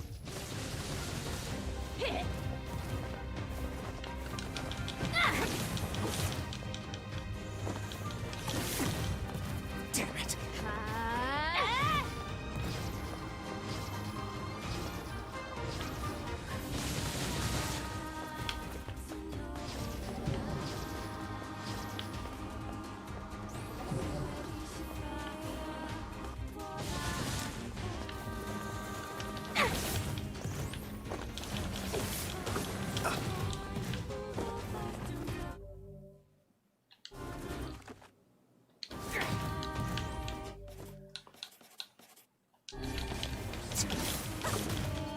Damn it!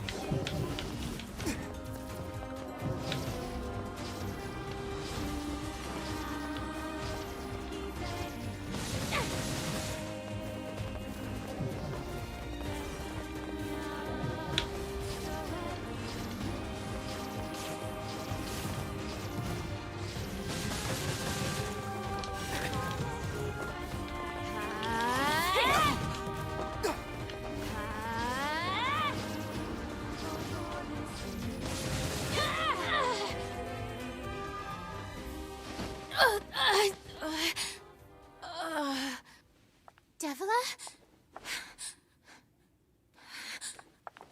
Devila?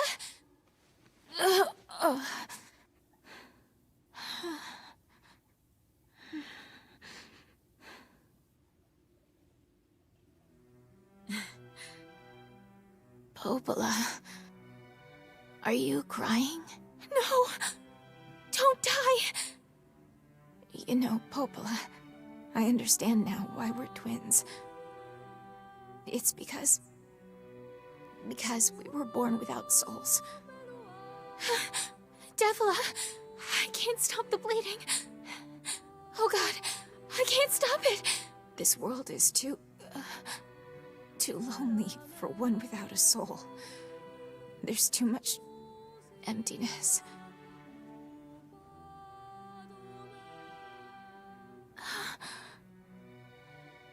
Our souls are missing. And yet somehow our tears still work. It's kind of weird. Sorry, sis. I love you. Devila! Devila! Don't you go! No, I can't be alone! Devila!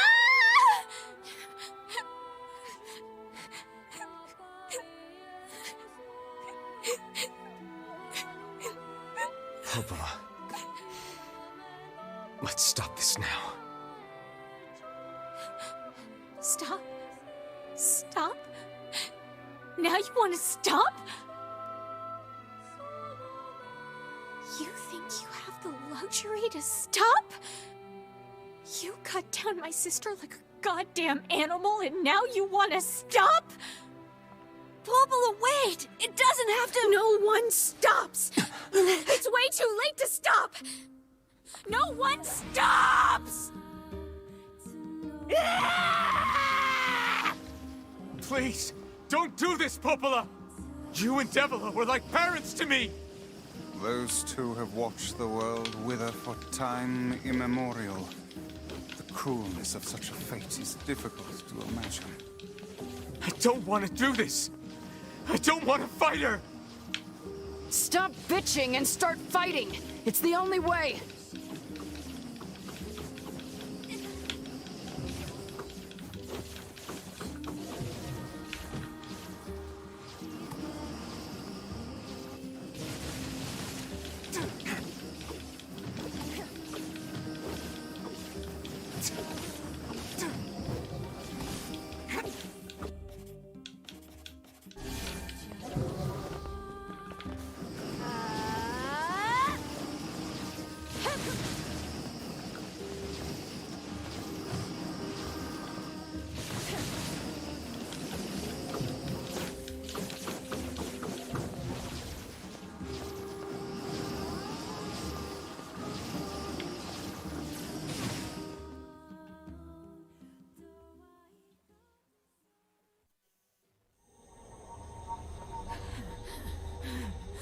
stopping. No stopping ever.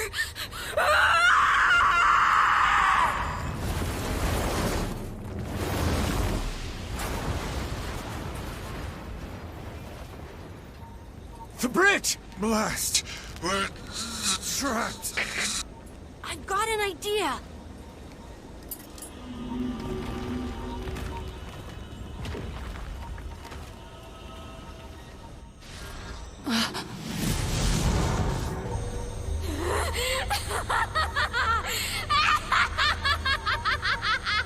I fear we're done for. It'll be all right. Huh? You know, when I was young, I hated my eyes. And now that I'm older, I hate what my body has become. But there's something else there now. Something like pride, you know? I mean, without all this, I couldn't have become your friend. Goodbye, my friends. Thank you for everything. No. Emil! For so long, all I could do was destroy. But now, I have a chance to save something. No! Oh no! Now get going, okay? Emil! Don't worry about me. I'm gonna be fine. Oh my gosh, Zyra, our baby boy. Emil! Emil! Emil! You jackass, get back here! Emil!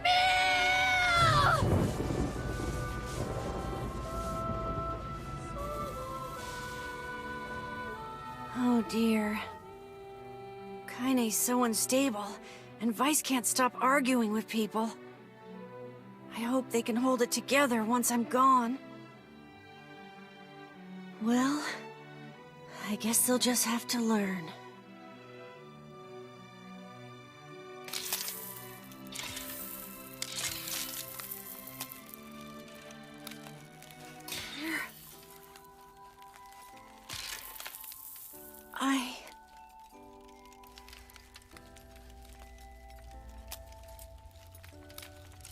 I want to see you again. I want to see all of you again.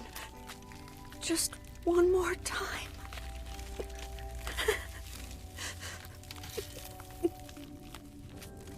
I'm scared. I don't want to die. Oh, this is so sad.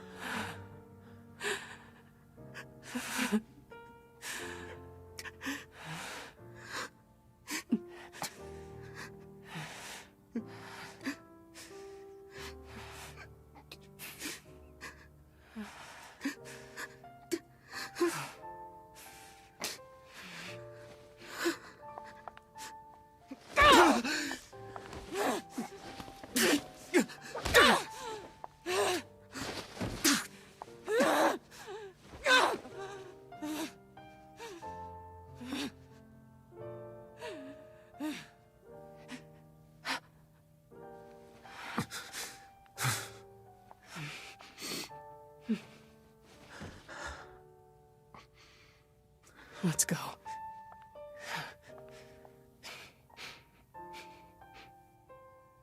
Yeah.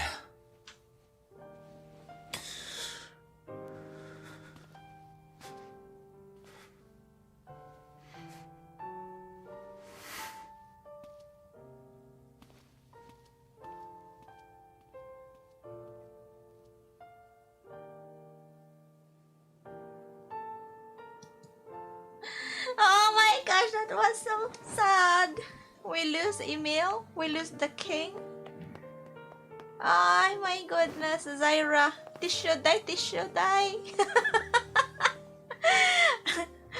Bakit ganyan damit ni ate? Labas puwete. Ito kasi yon.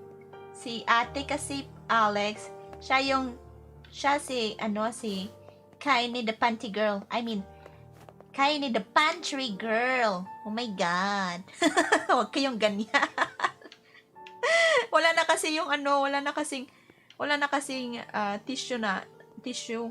Wala nang bandage, Alex. Kaya yun, hindi tuloy na natuloy yung, kita mo yung, parang hindi natapos yung damit niya. Okay, let's go back in the game, guys. This is so sad. Oh my gosh. Oh, Zyra. Labas mo na yung tissue, dai. Kanina pa tayo dito, ah.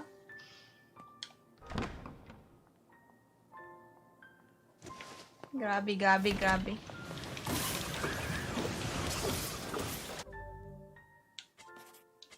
Ay, grabe na this. This is so sad.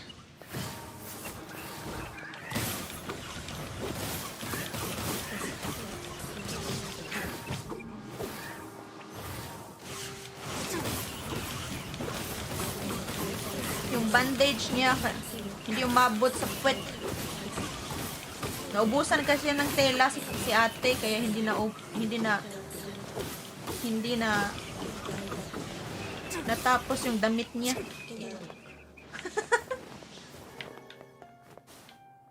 Wala na tayong baby boy, Zyra. Patay na si Emil.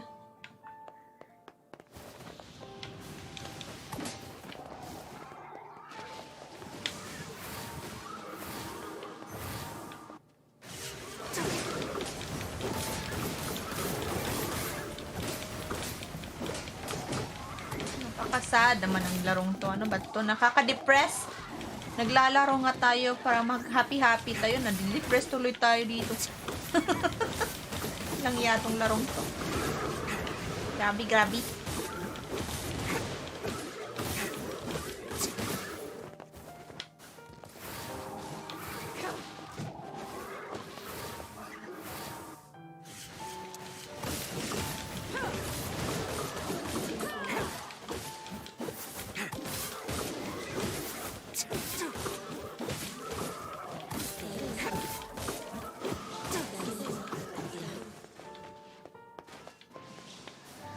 Oh, so sad.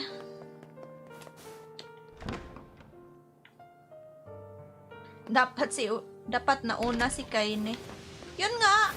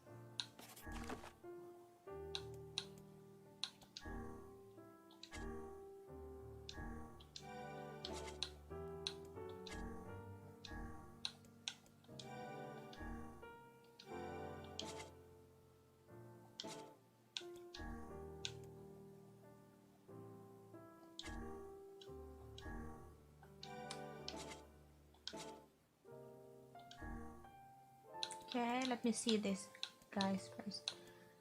Because I have to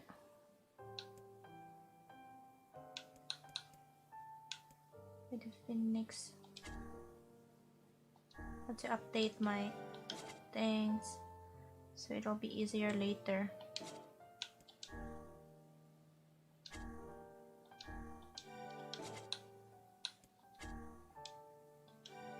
In case we're gonna need it later.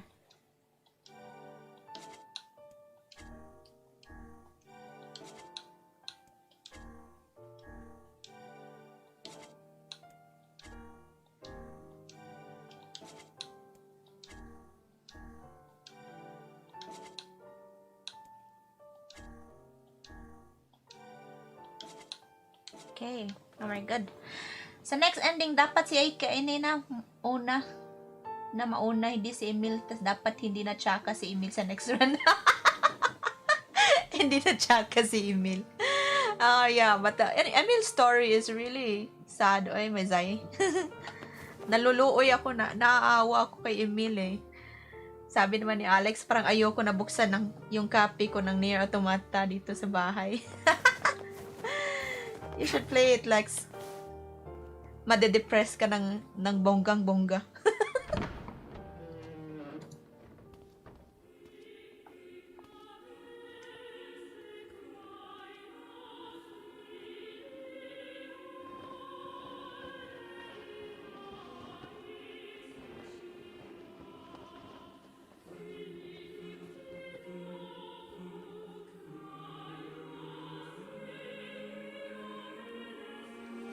Yonah!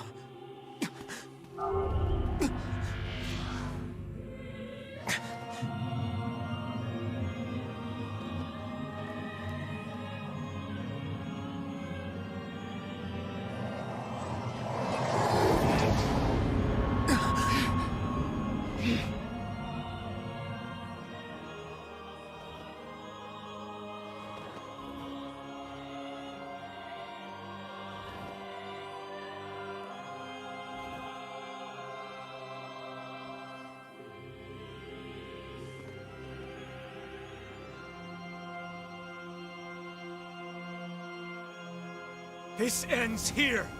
Strike hard. Hold nothing back.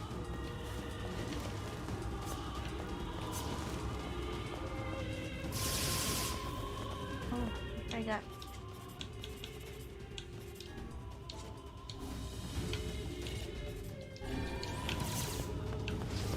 How can a mere tool hope to stand against the Shadow Lord?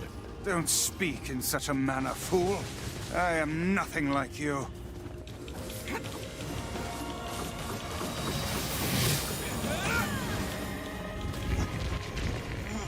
Watch out! Strike it when it has stopped!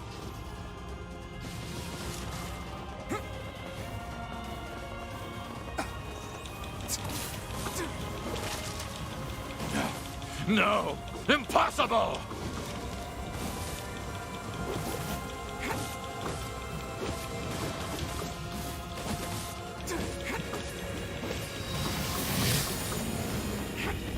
Don't relax yet. It's not over.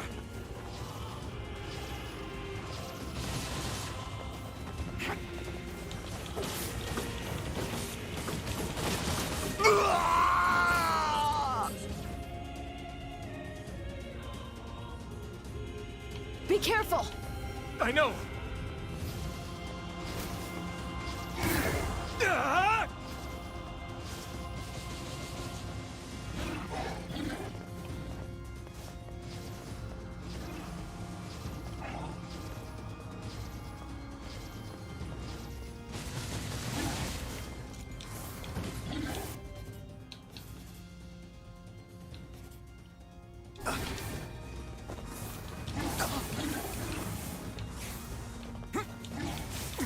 Oh my god, he's so strong.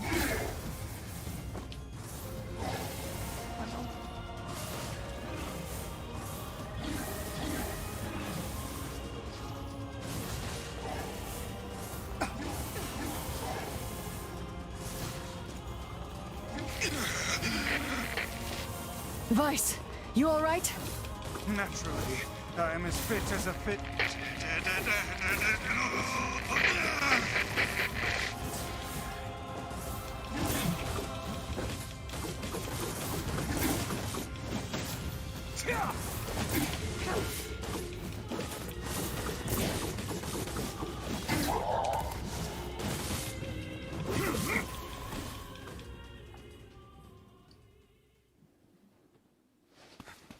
Wait.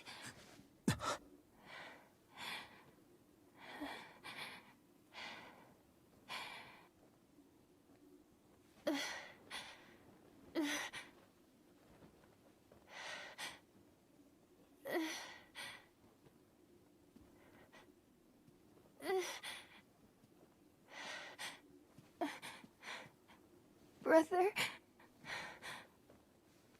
Yonah.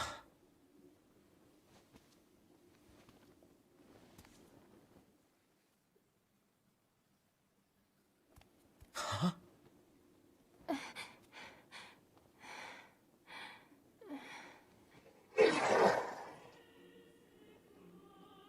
Please, just stop. I don't want to do this anymore. I don't need someone else's body. I don't want it.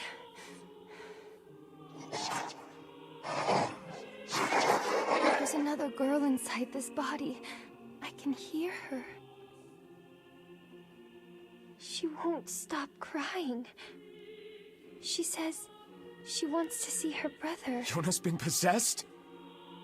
This girl loves her brother too, just as much as I do. It's not right, you know? It's not right that she can't see him.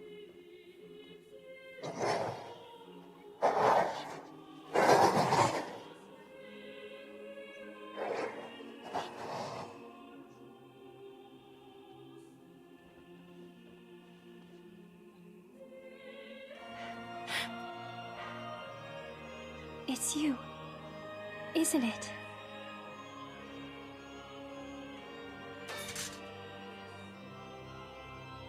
Yes, it's me. Let's go home.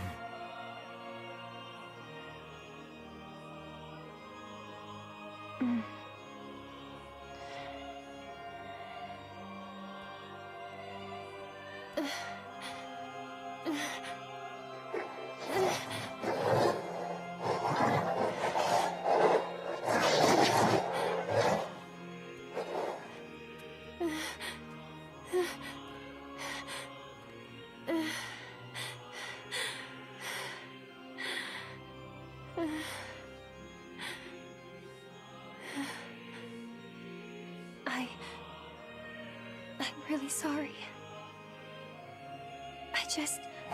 I don't know what to... I'm so very sorry. No matter what. Just know that... I love you.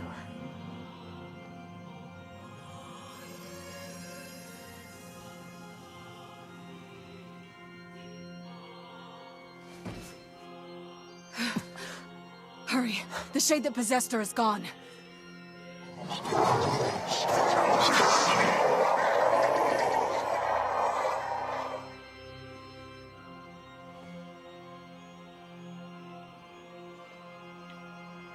Kaine, watch over Yonah for me. You want me to understand your sadness? You think I'm gonna sympathize with you? I swore to protect my sister and my friends. If someone puts them in danger, they must stand aside or be cut down. Now come on! Let's finish this!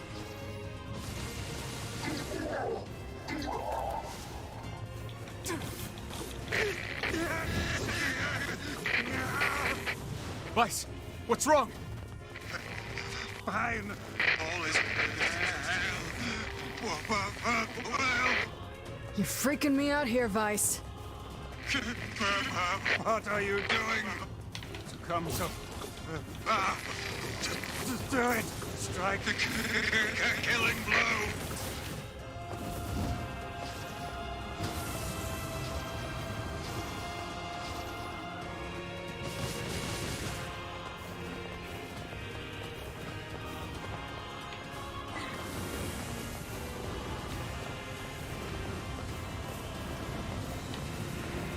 gosh.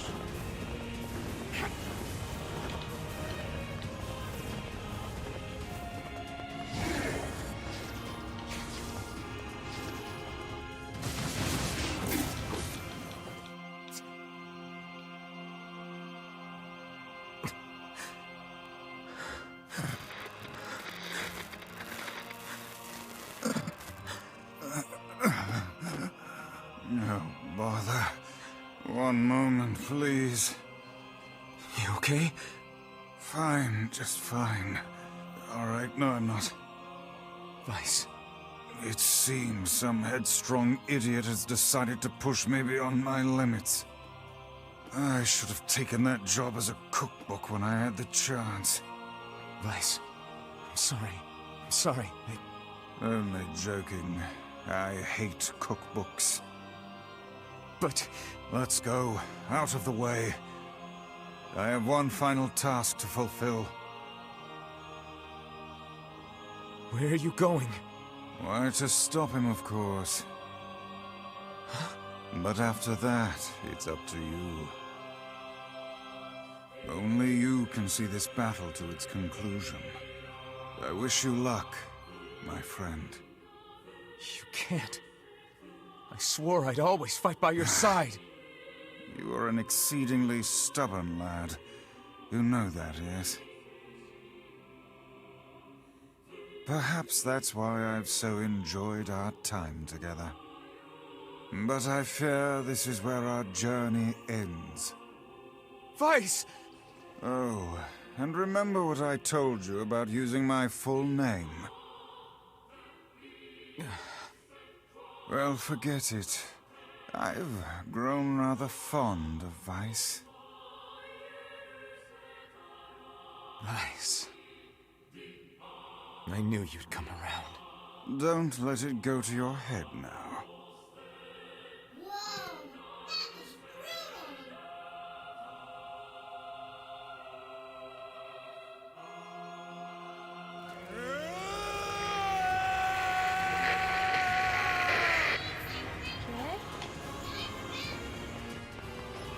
I have something to defend.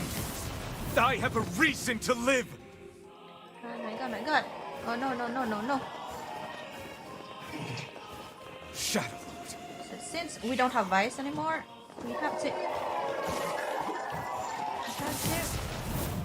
We don't have magic anymore.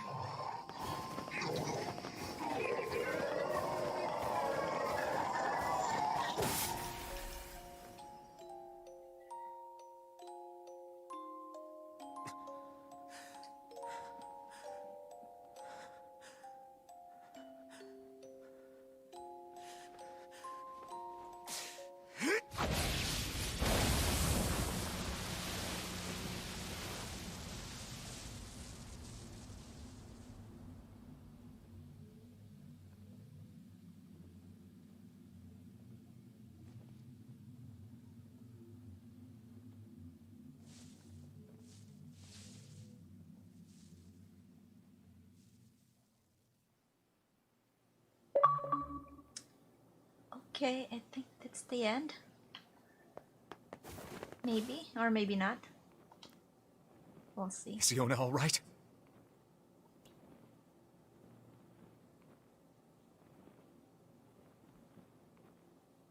Oh God, no. Oh, please, the girl is fine.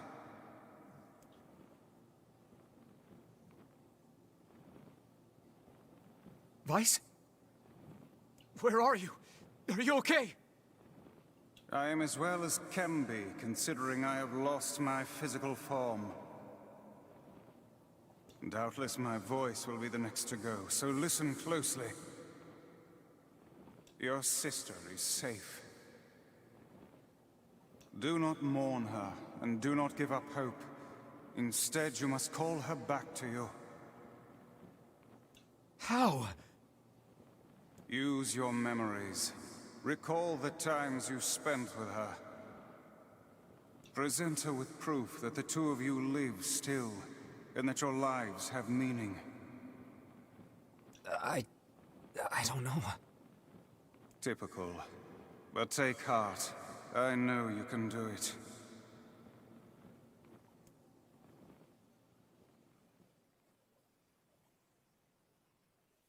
What's my favorite food? Cookies. What's my favorite book? That's my magic storybook. What's my favorite place? Home with you. What's my favorite flower? The lunar tear, of course. Okay, one more question. Who do I love more than anyone? Quelle personne que j'aime. So, who does she loves more than anyone? Oh my god. It's me, of course.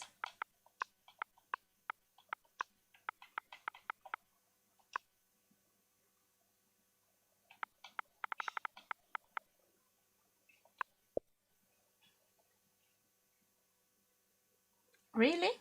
It's not me? Why it's 5/10?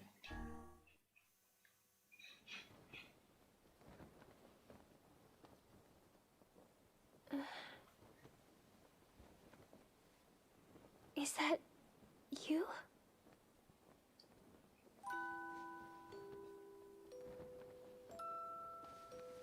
Yonah.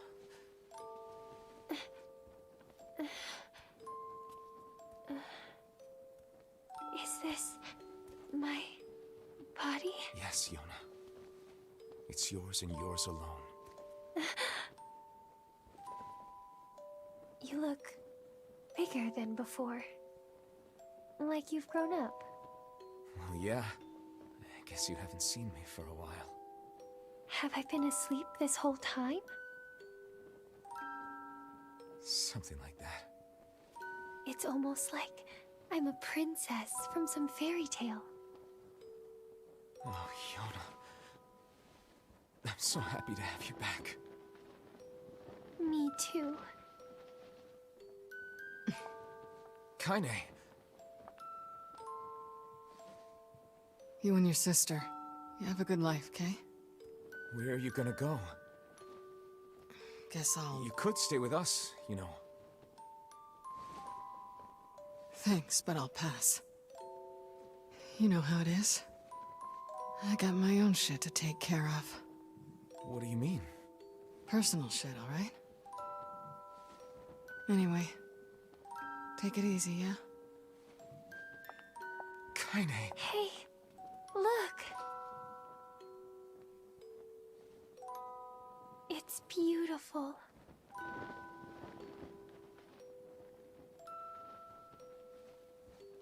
For the longest time, I heard someone telling me how they wanted to see the light. And now, they can finally see it.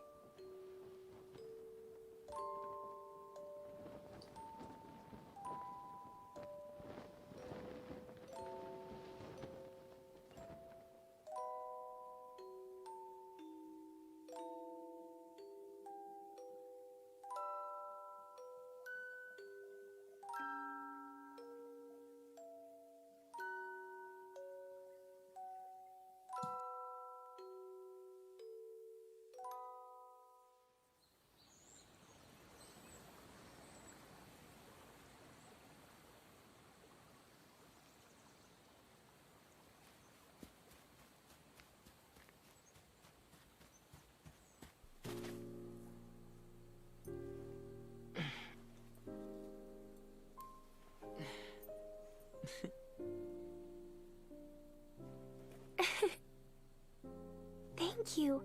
I love it.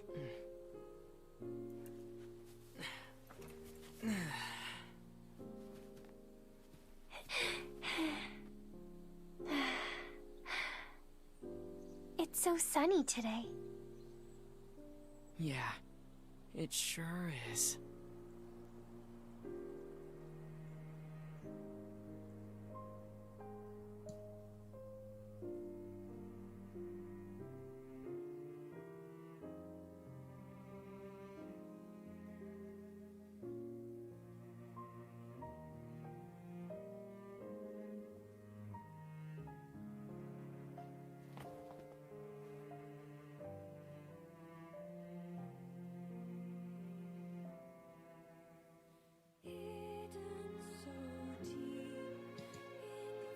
Oh my gosh, it was so, that's so sad. Oh, oh my god. Mabuang mo ko ani ay. Hey guys, Zyra, tissue, day, pagawas day yun, day. Tapos, ay. Isakit akong dugan, oh my god. Hi! So that was it then. That was the first run. That was the first one, the first run. So there will be more endings, more stories. So I might try to start another one because, you know. So that was the story with the Yonah and Ares then. Someone got something like, it's something like there's a shade, soul of a shade, a soul of another human possess Yonah's body. And the same thing, the brother also wants to protect his sister, just like Ares and Yonah. So yes, that was it. That was really sad. So, ayaw na pag-run. Mag-run ko eh!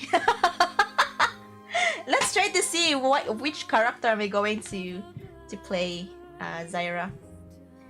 Let's try to see more of this game because I don't know why, but I really love this game. Really, it's just so, I find it really, really interesting to play.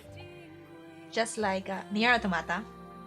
So yes, just like what I announced last time, I'm going to stream NieR Automata as soon as I finish all of this gameplay in, at least the principal gameplay, principal stories of this game, NieR Replicant.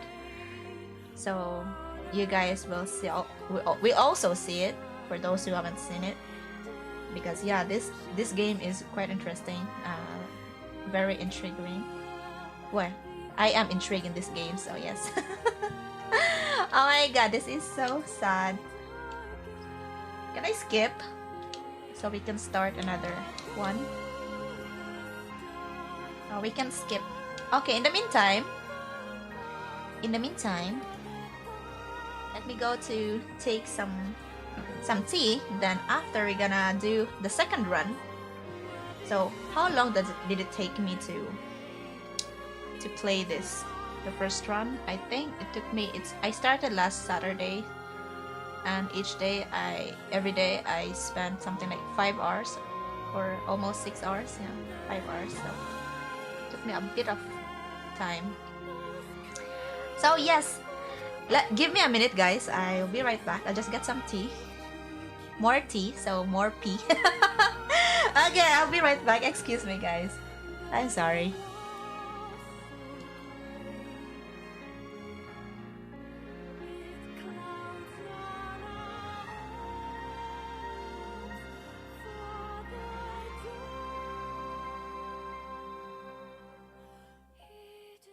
Imprisoned in twisting spells.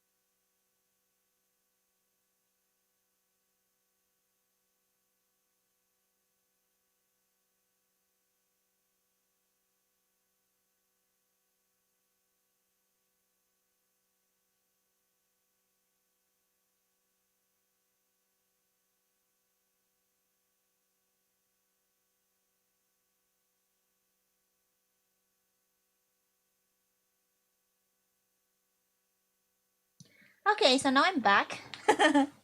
Hello, Dai. Unsa man Dai? Kumusta atong heart diha, Zai? Hope it's Kaine.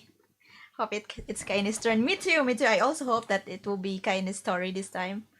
So let's go. Let's go and start another story.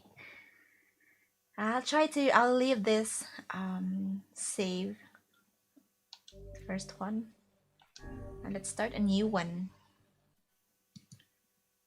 Grabe siya.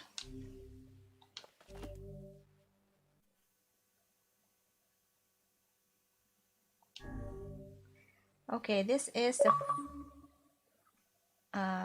end of the charge of the poetry and follow the shoot how many podikover. That's it, Zaira. We're going to play Kaine. This will be the story of Kaine. So the first one was Aries, well, me, and then the second one, the story B is Kaine. So let's go. Ok, vous pouvez désormais lire le journal mystérieux d'une mère disparue dans la maison du protagoniste. So it says here that you can already read the journal of the mysterious, how you call that one? Mysterious mom, the mom who disappeared, something, the lost mom, lost mother. Okay, so let's go. L'option tenue a été ajoutée au menu paramètres. Oh, we have another outfit. Vous pouvez obtenir des tenues en progressant dans le journal mystérieux d'une mère disparue. Okay. Jima, sad kaayo na yung story, oy. That's why, Dai, maka-depress ang storya, no? Let's try to play this full game, Zai. Then, as soon as we finish this, I'm going to play NieR Automata, and you'll see it's also really depressing. Okay, so let's go for our second run. Oh, by the way, guys, I'm so sorry. I just noticed it now from my notification that Cheska stopped by here earlier. Dai, Cheska, I know that you're not here anymore, but I'm very sorry. I hope everything's doing good. I'm sorry if I missed your reactions in the stream. So thank you for the like and the shares, Cheska. Okay.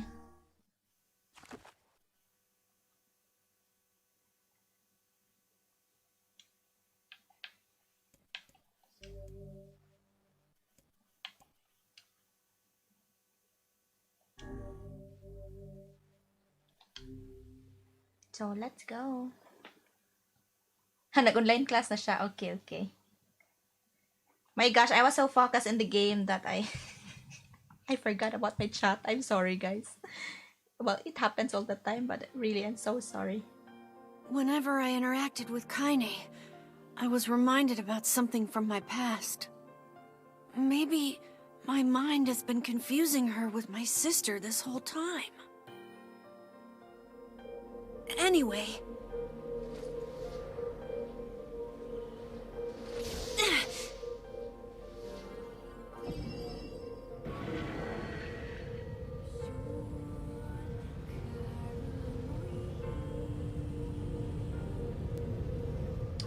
See, pero ganahan ko makaibaw kang email about itong experiment yung sister. Yes, me too. Oh, I didn't even have the time to read it. Okay, le bruit incessant de la pluie résonnait dans tout le village. Okay, the noise of the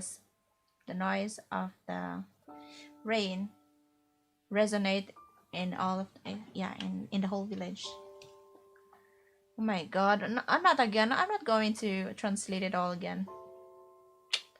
Maybe I should try to do something else, guys, so that I won't have to translate it each time. Let's go back to the menu and let's try to have the English version for those who wants to know the story. I can't go out. Maybe we need to wait until it's finished. Then we're gonna have to restart again. Let's try to make it fast. And then let's try to restart again from zero. I don't know if we can, because it's a lot. I can't translate all this, and it will be so bad that you don't understand what was written here.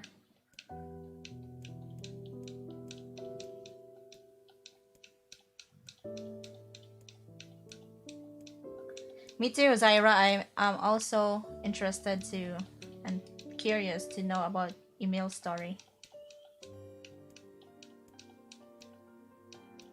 My god, it's too much blah blah here. Wait, I'll try to fast forward it because I'm going to switch to English. I will have difficulties, but it's okay. I have more difficulties to translate it in English, guys. So let me switch it. My gosh.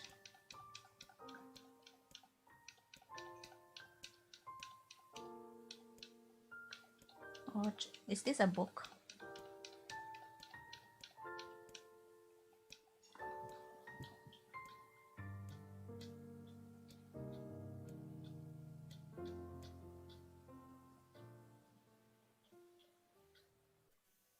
So first thing, let's go back. Oh, it's not finished yet. Grabe, grabe. How many pages is this? So yes, I'm going to skip this for now, guys, because I wanted to switch it to English subtitles so you guys will understand it. Wait, it's so long. So yeah, I want to skip it because I won't be able to translate all of this. It's too much. My brain is not participating with me. It's not working with all this translating and so on. Yeah, let's go, let's go, let's go. My gosh, this is a novel.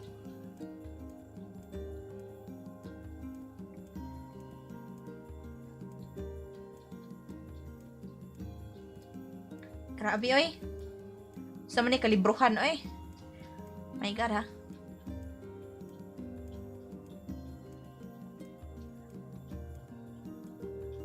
I can't even skip it.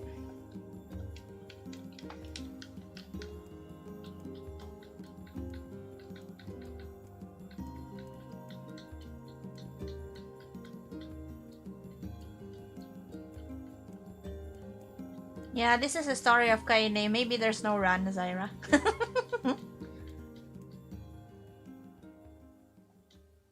Okay, Dream of Kaine. Separation. Please, no! It's not done yet. Grabe, grabe.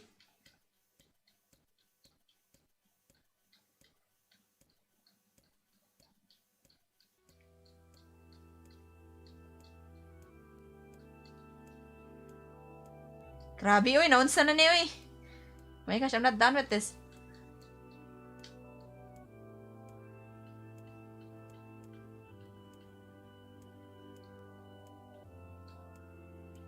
Kaya mo, man, ano, uy.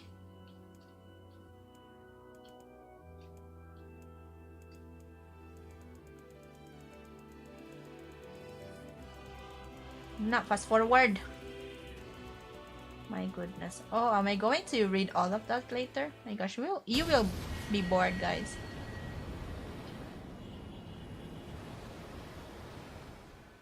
Wait. Let's try to...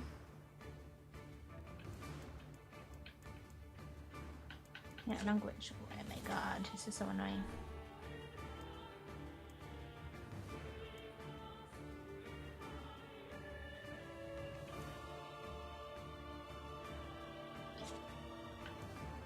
We need to quit, I think. Let's quit. And let's try to get a subtitle.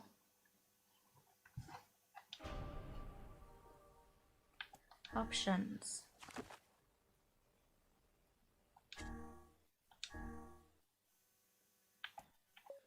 Okay, let's do this.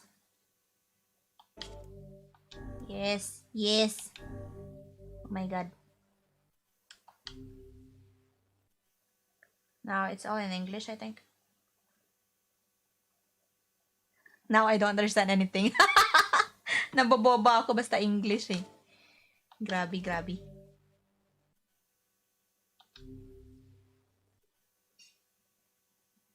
Enter a new name for data save. What? I lost everything? No. No, really?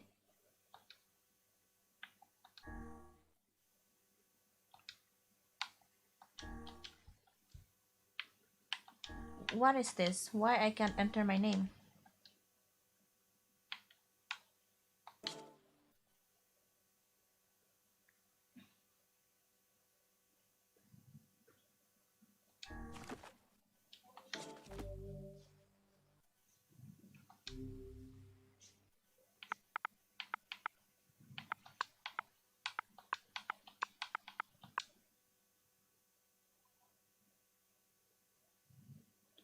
Enter a new name, so I might try to change my name. We'll say Kaine.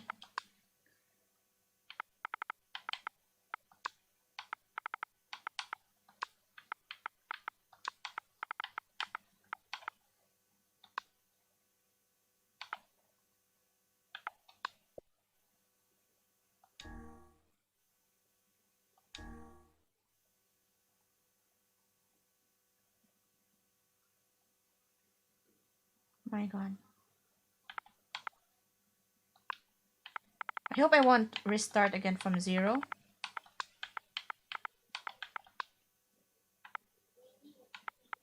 I hope I didn't lose all my settings.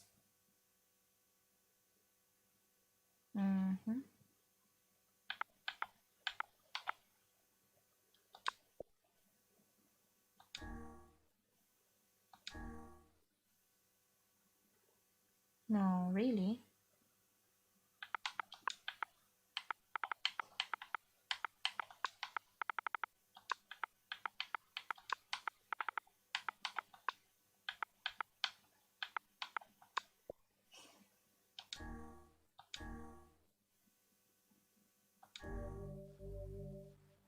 Okay.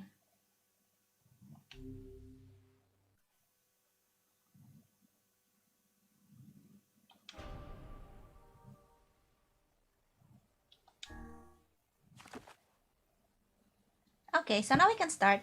Now my name is Kaine already. So let's go, let's go. At least I don't need to read all of it. Okay, Zai, prepare your tissue, Zai. And in the meantime, I'm going to eat. Oh my god. Having my... Whenever I interacted with Kaine, I was reminded about something from my past. Maybe my mind has been confusing her with my sister this whole time. Anyway...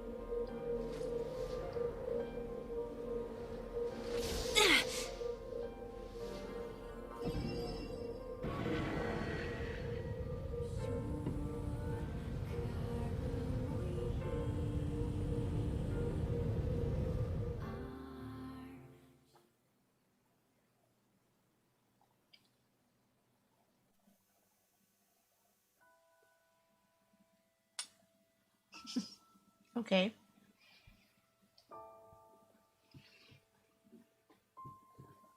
So I think I have to read it. The sound of rain filled the village. The steep cliffs that surrounded the area magnified sound, causing even the slightest drizzle to rattle like a thunderstorm. Thin whips of smoke streamed from huts as the villagers huddled in their homes and waited out the rain. A single child, however, had braved the downpour and was now wandering slowly toward the wooden, hulk-shaped weather vane at the center of the town. The wanderer reached the vane, which had existed for as long as any could remember, and started. The child's face was simultaneously delicate and fierce, like a teacup that had survived a shipwreck. Those traits combined with pale white skin to give the face an almost sexless quality. If the beak turns east, I go home. If it stays west, then The child blinked. Rain slowly dripped down the young one's short hair and began its long descent to the ground. Come on. Come on. The child felt a slight breeze and watched as the vein slowly creaked to life. Spinning this way and that for a moment, it finally settled with the beak pointing firmly toward the east. East? Really? Before the vein could move again, a jagged rock came spinning and tumbling through the air, striking home against the child's head. The force of the blow dropped the child to the ground as a hail of stones began to fall all around. Oh no, they found me! A heartbreaking smile crept across the child's face as the stones continued to their assault. Through the rain, the sound of multiple footsteps grew louder before a voice rang out. Yoo-hoo, Kaine! The voice belonged to Demo, worst of all, the bullies in the area. As Kaine struggled to stand, a final stone came skittering through the mud and bounced against her foot. Blood oozed from a cut above her eyes and blurred her vision, but she could make out the shapes of Demo and his usual gang of idiots. The boy seemed taken aback for a moment by Kaine's seeming indifference to the blood dripping from her face, but quickly regained his bravado. What's up, freak? You like the rain? You like getting all wet? Or did you finally decide to run away from home?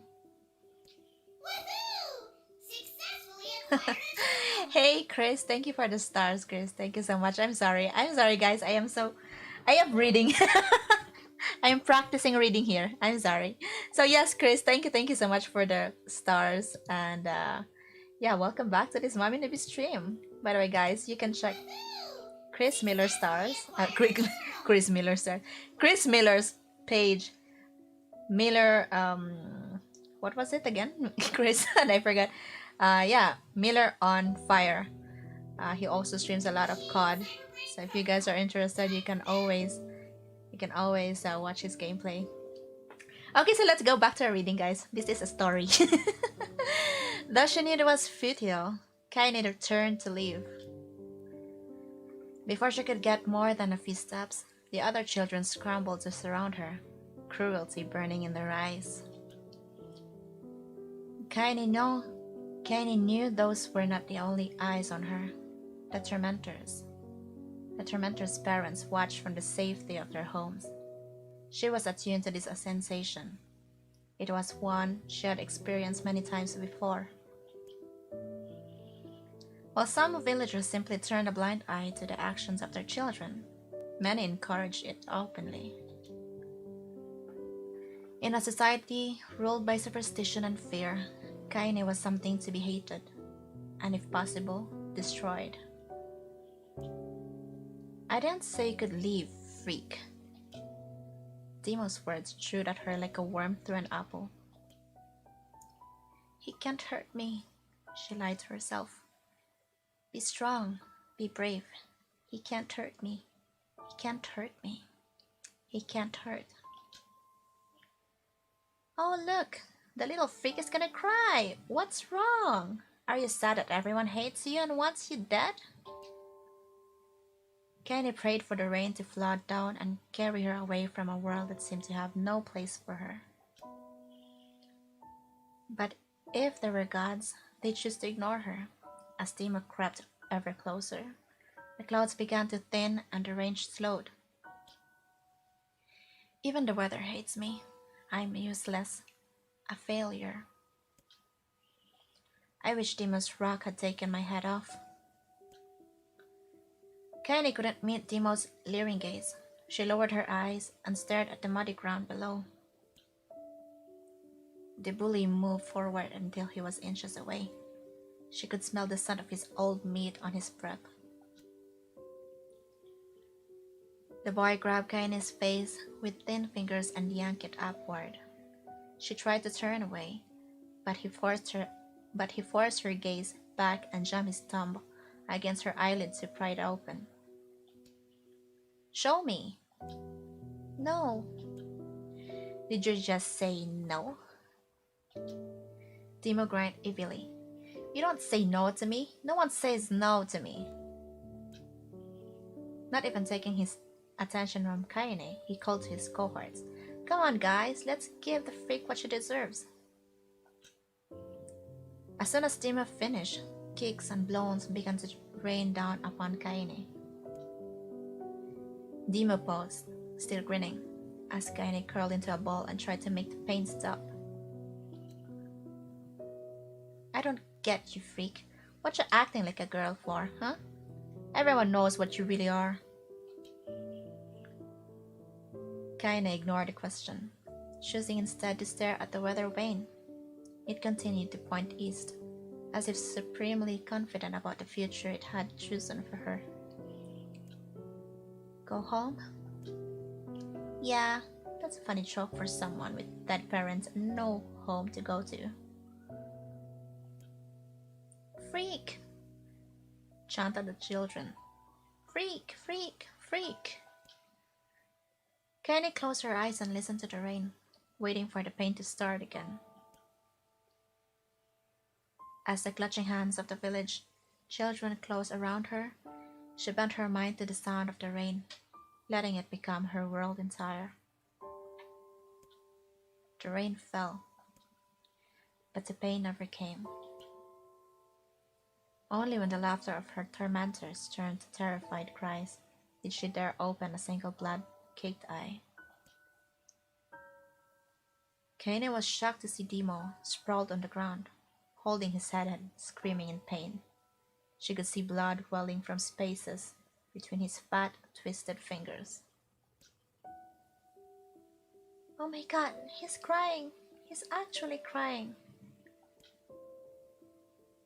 Deprived of their leader, the other children glanced back and forth between themselves, as if waiting for someone to step forward and take charge.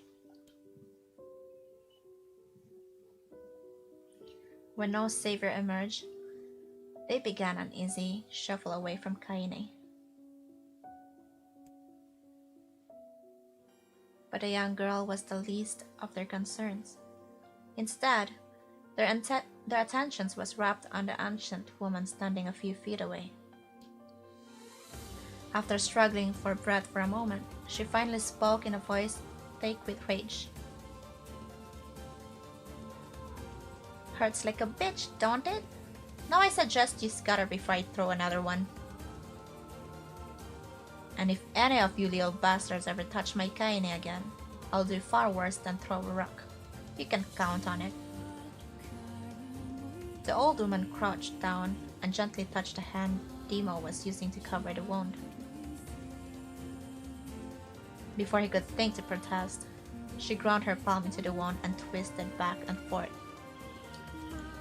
Oh! He screamed, leaping to his feet. Stop it! What are you doing? Quit grinning.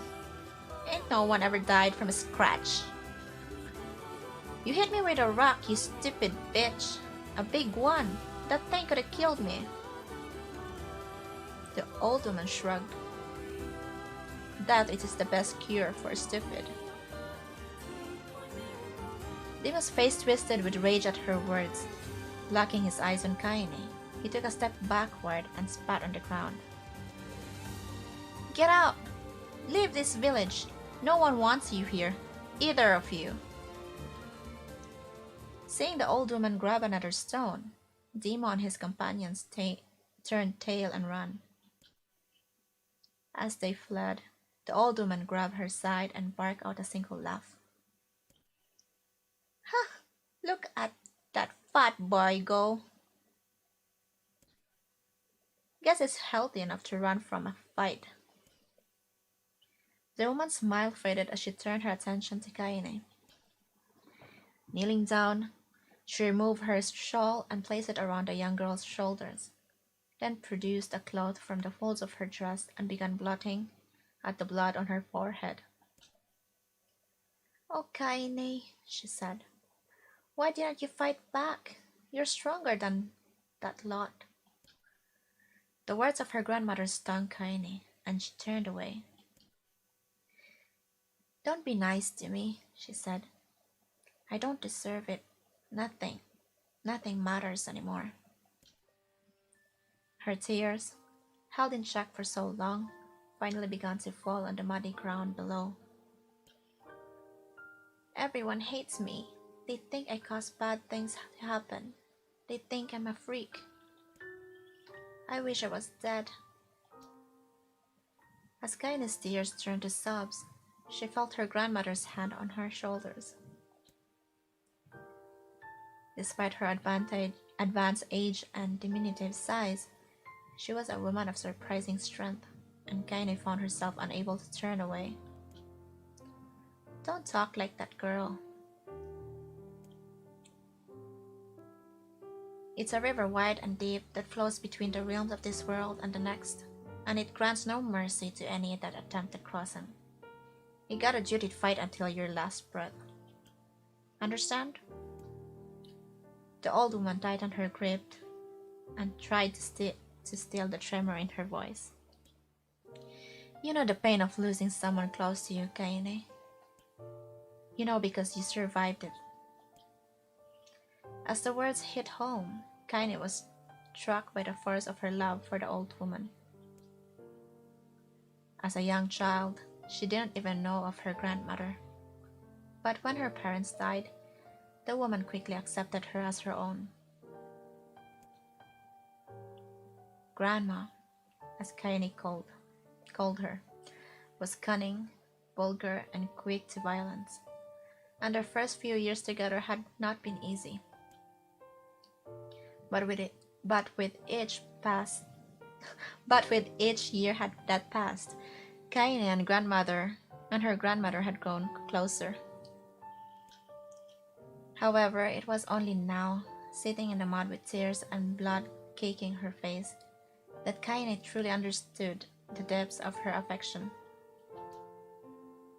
Here was a woman who had seen hard times, who had seen death, who had fought through all these things and somehow emerged on the other side. If anyone could understand Kaine's pain and loneliness, it was her. "Do I make you sick, Grandma?"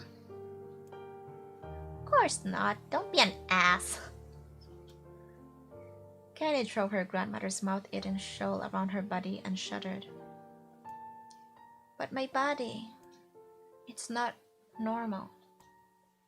If I was normal, then Mom and Dad wouldn't..." "Shh," interrupted Grandma. "I'll not hear another word of this nonsense. You're my granddaughter and I love you. And if folks have a problem with that, they can just go to hell." With that, the old woman reached out and placed a wreath of dried flowers in Kaine's hair. The skill it took to bend the flowers without breaking the stems or losing a single petal was remarkable, and the beauty of it made Kaine wanted to cry all over again. "Oh my gosh, these are lunar tears. Grandma, you made this for me?" Lunar tears were legendary flowers. Most people could live their entire lives without ever seeing one, and yet her grandmother had somehow collected a dozen or more. Kaine reached up and touched the wreath, as if she couldn't believe it was real. "Where did you find this?" "Just stumbled on them while I was out doing the shopping." The old woman turned away as she spoke, leading Kaine to suspect that the search had been more difficult than she was letting on. The pain she took to construct the ornament, let alone track down the flowers used in its construction, made Kaine's heart hurt. She reached up and gently adjusted the wreath, admiring the way it felt between her fingers. "Didn't quite turn out right," said her grandmother as she squinted at it. "These old hands have trouble with delicate work, but it sure looks good on a pretty girl like you." Kaine blushed and turned away. "You think I'm pretty?" "Of course you are. What a fool thing to say." "Thank you, Grandma." Her grandmother smiled. "We're gonna be fine, you and me," she said. "Long as we got each other, we'll be just fine." Kenny took her grandmother's hand in hers, and the two of them struggled to their feet. As they began the long walk home, Kenny gripped the hand with all her might, as if trying to stop smoke from drifting away on the wind. The rain had stopped. Kenny stood beneath the weather vane, watching it spin in lazy circles, no longer caring about the direction it faced when it stopped. "I don't need to escape. I have a home now. Grandma loves me, and that's enough. Even if it's us against the world." Oops, I think I missed something. Kenny let her gaze drift up past the vane and into the cloudy sky. The last faint hints of a rainbow were slowly fading. As she turned and headed for home, the light scattered into a million particles and vanished, seemingly taking away on the breeze. Kenny's dreams, daily life. Oh, I thought it's finished. It's not finished yet. Gosh. In the distance, Kenny heard the steady sound of an axe striking wood. The noise had a purposeful quality to it, as if she was hearing a master woodsman go about his work. The firewood being produced, however, was as far from a work of art as she could be. Pieces of every shape and size were being flung about a barren yard with wild abandon. Anyone trying to stack such wood would probably die of frustration before the job was through. "Stupid piece of shit axe." Kenny's grandmother flayed away with the axe, filling the air with both splinters of wood and words that would make the most hardened sailor blush. "Grandma!" calling Kaine. "That you, Kaine?" yelled the old woman, taking her eyes off the wood for a moment. "Don't get too close, or I might take your goddamn foot off by mistake." She brought the axe down on a piece of wood, sending chips flying in every direction. One spun past Kaine close enough for her to hear the whistle, at which point she decided to step back. Once she'd scuttled to a safe distance, she cupped her hands around her mouth and shouted, "Grandma! Do you need help?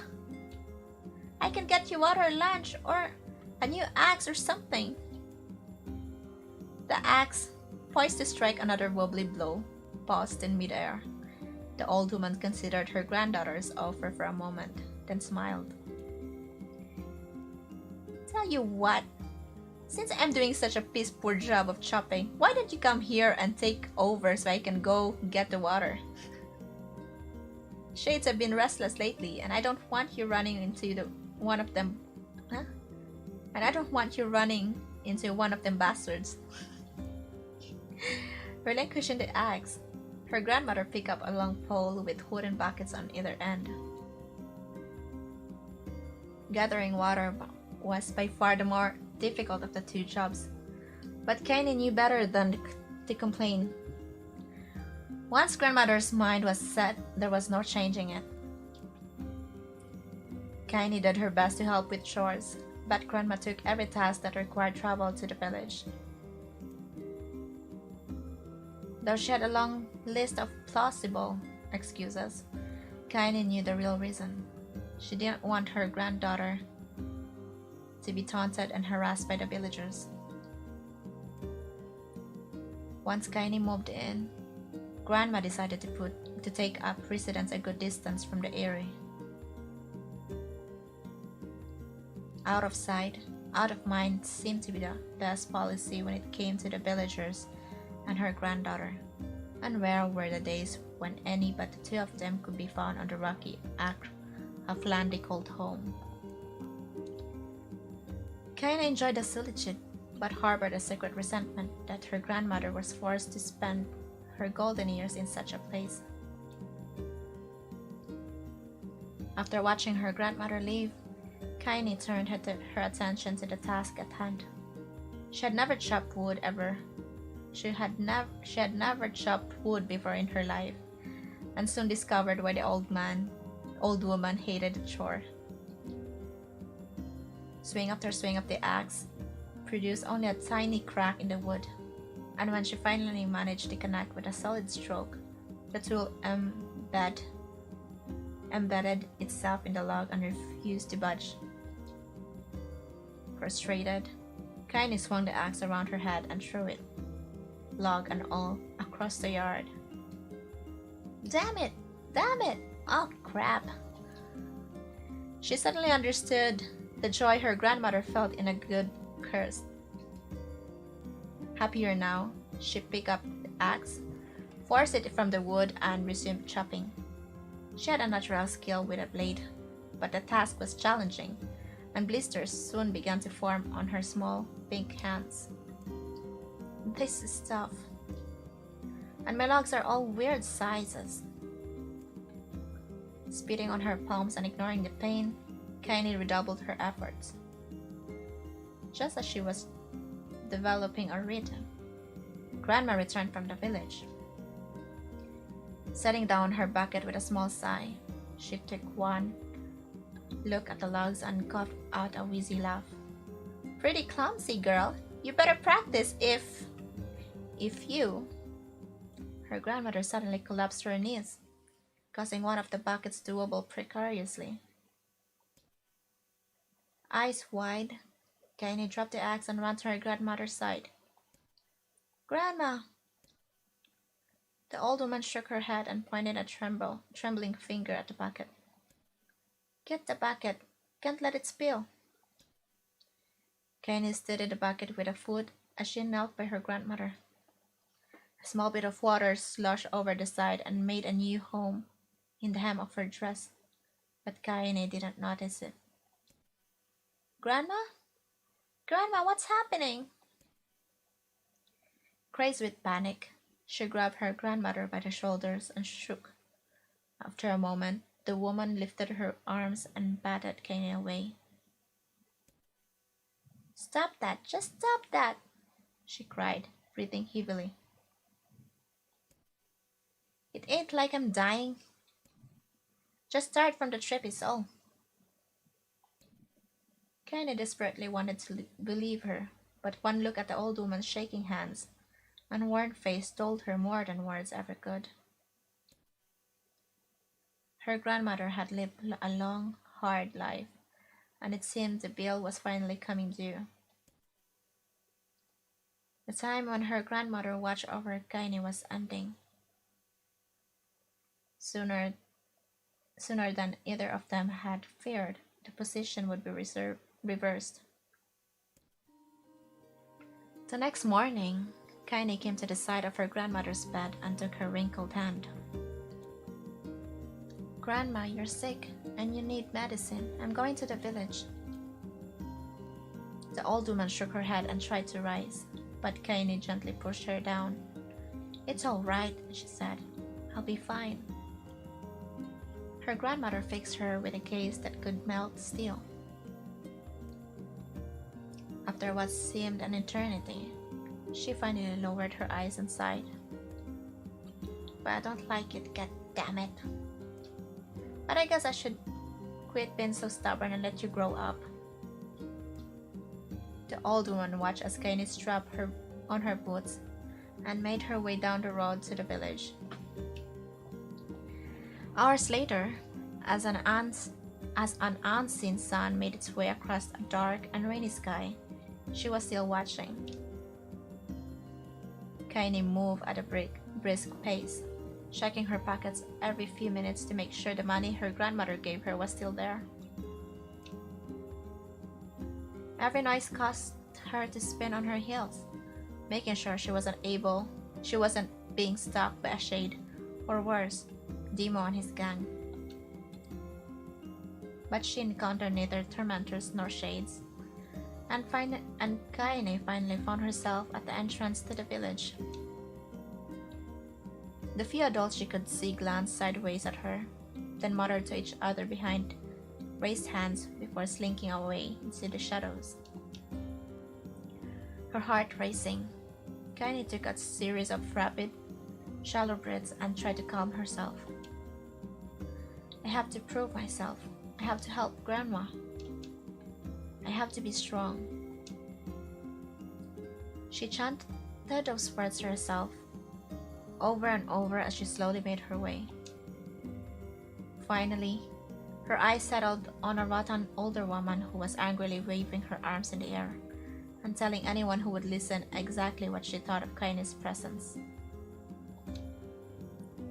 "Hey lady," said Kaine with a bravado she did not feel.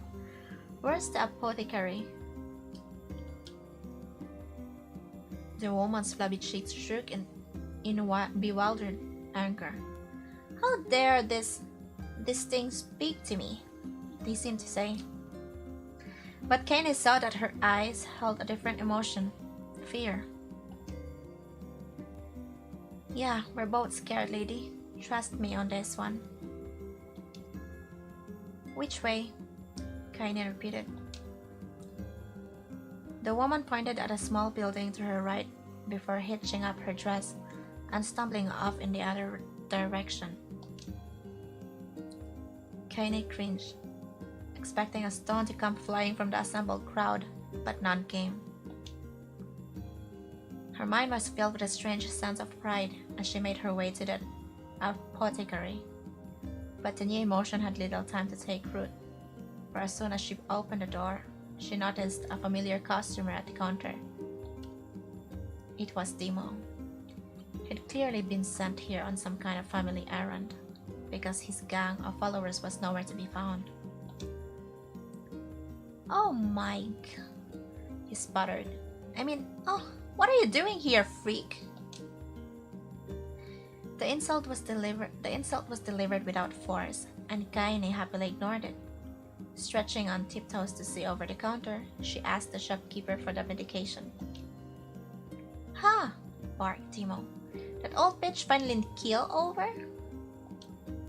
"Go to hell, Demo." The boy's eyes grew so wide they seemed ready to fall out of his head, but before he could let fly a comeback, or worse, a punch, the apothecary told them to knock it off before he kicked them out of the store. Demo slunk out of the shop, cursing Kaine under his breath. Once he was gone, she allowed herself to breathe once more, taking a brief tour of the shop while the owner prepared her medication. Countless tiny bottles filled the cramped store, each with a label written in some undecipherable language. An ocean of aromas assaulted her nose, creating a scent that was exotic, but not altogether unpleasant. Seeing such a variety of supplies gave Kaine a sense of peace. Surely, in a world so vast, there would be a place that she could call home. On the far wall, behind the counter, rested a portrait of a stunning young girl. The picture had once contained bright, vibrant colors, but time had worked its cruel magic, and they were beginning to fade. The beauty of the work, however, remained undiminished. "You like that picture?" Kaine turned to find the apothecary with a small vial of medicine in his hand. His eyes were gentle but sad, and they seemed to stare through her and into nothing as he spoke. "That's my daughter. I sketched it when she was just a little girl. She's been dead a long time now." Kaine didn't know how to respond. She just stared at the portrait and tried to come up with the right words. Pictures are wonderful things, she continued. Continued the shopkeeper. Let the ones closest to you live on you forever. He shook his head slightly, then looked down at Kaine and smiled. Handing her the medicine, he reached into his sizable green apron and produced a handful of old wax crayons. You should have this. There's no one left that I wish to draw. Kaine took an instinctive step back, causing the shopkeeper's face to darken. Yes, I've heard the rumors about you, he said. It's a small village and word travels quickly. Between you and me, I'm not sure which of them to believe. But I also don't think they matter much. I know your grandmother, Kali, and I think the way she was driven out of this town is just deplorable. Grandma's name is Kali? Thought Kaine suddenly. She was still mulling this new fact over in her mind as she reached out and gently took the crayons from the apothecary's hands. Your grandmother is an old friend of mine, he said as Kaine scooted away yet again, and I owe her much. I wonder she would like it if you draw a picture of her. Yes, I think she would like that very much. Kaine murmured a quiet agreement, but inside her heart was bursting. Never before had a villager treated her with anything but complete contempt. It was a tiny, almost imperceptible step, but it was a step nonetheless, and with enough tiny steps, she might one day discover the rest of the world. When Kaine returned home, she found her grandmother asleep in her bed. Her feet were blackened and raw, even bleeding a bit in places, leading Kaine to think that she had been pacing around the room until exhaustion finally caught up with her. She placed the medicine by her grandmother's pillows and turned to leave, but found the old woman's hand clasped around her arm. Back already, are you? Asked her grandmother with a yawn. Come here, let me have a look at you. Grandma sat up and examined Kaine from head to toe, finally satisfied that nothing terrible had befallen her grandchild. She leaned back and allowed herself to relax. Well, how was it? Those bastards give you any trouble?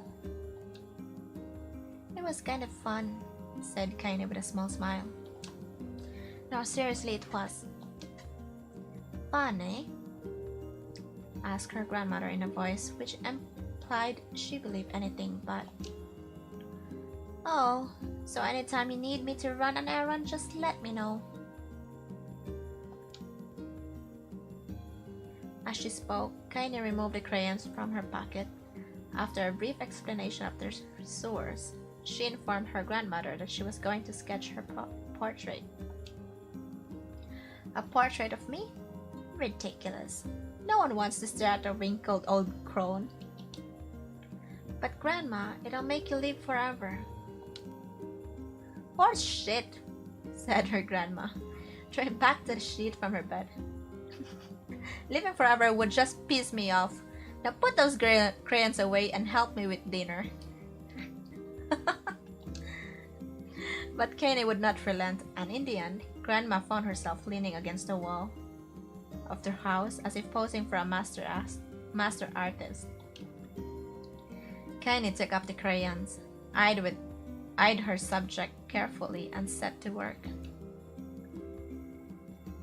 Just as her grandmother was about to nod off, Kaine finished the piece. After staring at it for a bit, she released it from her grip and let it slowly drift to the floor. It's terrible. It doesn't look like you at all. I'm sorry, Grandma. I thought these crayons would, make drawing easy or something. The old woman's eyes narrowed at her granddaughter's disappointment. "Let me be the judge of that," she said, ignoring the pain in her back and reaching for the paper. The sketch could have been a person's face.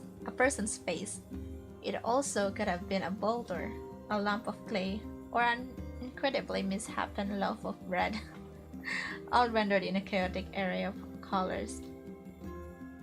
The old woman stared at the picture for a long time, then slowly wheezed out a laugh.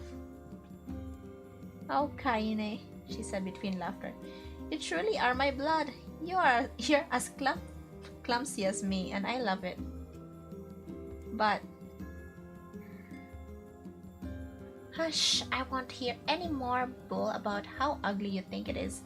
It came from the heart, and I'll treasure it always." True to her word, the old woman gave the picture a place of honor above the kitchen table. In the days that followed, Kaine would often catch her staring at the portrait with a strange smile on her face, an action she interpreted as silent, mocking laughter. A week later, Kaine could stand it no more and asked her grandmother to take the artwork down. "Push," said the old woman. "I'll take this down when they roll me in the shroud." She pondered this for a bit, then turned to Kaine and dropped to one knee. "Listen to me, girl. Seeing this picture makes me happy in a way I've never felt before. And it makes me want to go on, so that someday you can feel the same happiness." It was a moment that burned itself in Kaine's memory, a perfect blend of pride and love and joy that came together to form a lifelong remembrance. She swore to never forget this moment, to never forget the old woman who had made her place in the world possible. Time moves on, people and memories moved in and out of a life like ghosts passing through a hall. But this moment will be different, Kaine swore, because I will remember it forever. Forever. Kaine's dream, separation. Are we done reading? Oh no, I'm not done reading yet! My gosh, I'm running out of laway already. Wait, let me drink some water, huh? I'm running out of saliva.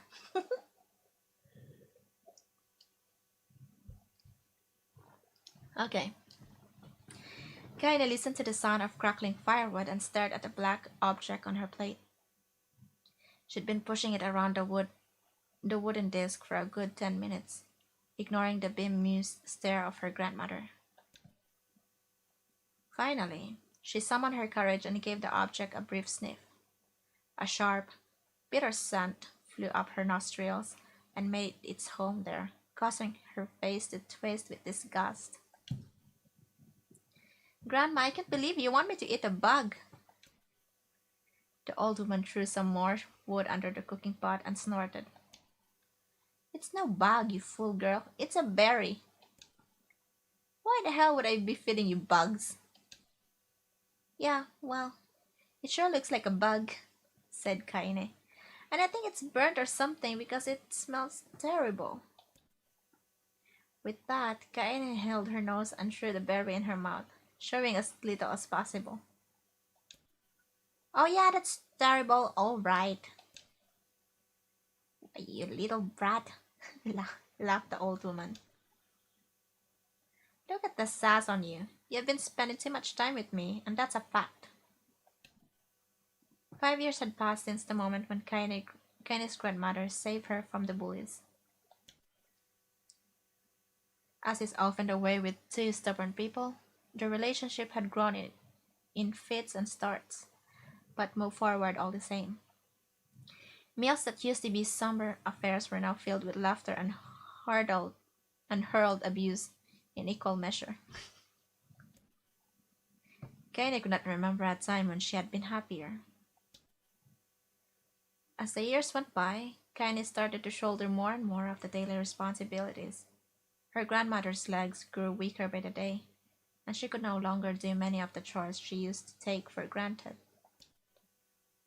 And so this morning found Kaine lacing up her work boots, with a breakfast of burnt berry rolling through her belly. "Where are you going today?" asked Grandma suddenly. Kaine looked up, surprised. The old woman rarely asked for specifics anymore. "Well, I was gonna check out the kelma trees and see if they were ripe. I thought we could make some jam or something. Oh, and I'm going to pick up some flagstones, so I need to take the wheelbarrow." "Flagstones? What in the hell for?" Kaine stared at her grandmother, then held out an arm and swept it around her home. Constructed mostly of cloth, rope, and rubble, the old place sagged like a boxer in the final round. "Grandma, a dying cat could chew through this house. I'm going to build a stone wall so we have some protection." The old woman laughed, exposing her toothless grin to the world. "Goddamn girl. If a bunch of thieves want to ransack this old place, let them come. We got nothing worth stealing anyway." "I'm not worried about thieves. I'm worried about the shades. People saw one west of the village yesterday." The old woman tilted her head and stared at her granddaughter. "Well, shoot. I don't know why you have to do it today. We can worry about it some other." "Grandma, no. If I don't go to the kelma trees, we won't eat tonight. You know that." A confused expression passed across the old woman's face, and for a moment, she was a small child lost at a carnival. "Yes," she said after a bit. "Yes, of course, you're right. I'm sorry, Kaine. Lately, it seems my mind is..." She didn't finish the thought, instead walking over to her nightstand and gently taking the wreath of lunar tears from the drawer. The flower's petals had aged a brilliant whiteness, and Kaine thought it was more beautiful now than the day she first received it. "You're gonna be a true woman soon," Grandma said as she placed the flowers in the girl's hair. "So that means less chatter about shades and building defensive walls, and more talk about how beautiful you've become." Annoyed, Kaine reached up to remove the garland, but the look on her grandmother's face stopped her hand. "You're a beautiful thing," said the old woman, "and there ain't another like you in all the world. I'm very proud of you." "Okay, Grandma, that's enough. Goddamn compliments for today." "Such a mouth on you. Where did that come from?" "Gee, I wonder." "I'll teach you to sass me, girl," yelled Grandma. Suddenly, she lurched forward and grabbed Kaine by the ears, pulling her around the room with a crazed grin on her face. "Grandma!" yelled Kaine in a quaking voice. "Grandma, stop it! What the hell?" The old woman stared at her and blinked, then slowly held her wrinkled hands out as if it was the first time she had ever seen them. Oh, I don't know what happened there. I'm sorry, girl. Sometimes my mind just..." Kaine thought the look on her grandmother's face was the most heartbreaking thing she had ever seen. "Listen," she began. "Maybe I should stay home after all." No, I won't have you to stay here to keep an eye on an old codger like me. You go get your fruit and your wool and whatnot. I'll be fine. And when you come back, I'll have a nice grasshopper dinner waiting for you." Kaine rolled her eyes, then kissed her grandmother on the forehead, and made ready to depart, trying desperately to ignore the worry that was gnawing at the walls of her heart. Kaine could feel the old woman's eyes watching her as she moved down the path. "Don't turn around. Don't turn around," she told herself, but in the end, the temptation was too great. She spun on her heel for one final look and saw a small, bent woman standing in front of a ramshackle hut with a sad expression on her face. Gods, she looked so old now, It's like the wind could reach down and just carry her away. Kaine worried about her grandmother all day, causing her work to suffer. What little fruit she could collect was tossed carelessly into the wheelbarrow, and she only found a couple of stones before losing interest in the project. Finally, as dusk approached, she decided to call it a day. Cursing herself for the lack of focus, Kaine pushed the nearly empty wheelbarrow back down the path. As she crested the final hill, she suddenly froze in place. The wheelbarrow fell from her fingers and collapsed on its side, sending a few pieces of wrinkled brown fruit rolling back down the hill. Her gaze was transfixed by a thick black cloud that hovered just ahead, tracing its path with a finger. Kaine suddenly felt her stomach not in on itself. No! Oh gods, no! Her grandmother's house was ablaze, the flames licking up as if trying to touch the sky itself. Grandma! Grandma! Kaine ran then, faster than she could ever move in her life. Once she tripped on a stone and went sprawling into the rocky ground, but she leapt to her feet and continued running, unmindful of the blood that spilled from her wounded hands and knees.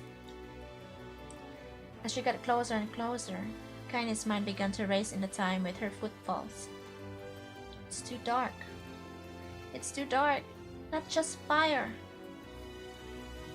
Can't be fire. Too much smoke. Gotta save her. Gotta save her. She burst into the front yard and came to a sudden halt. Her worst suspicions confirmed. The smoke from the fire was mingling with the thick, inky blackness of an enormous shade. The massive creature supported itself on 3 twisted feet and achieved balance through means of a large armored tail. Scales, horns, and claws prodded from its body in a random, chaotic pattern, giving it the appearance of a lizard designed by some insane god.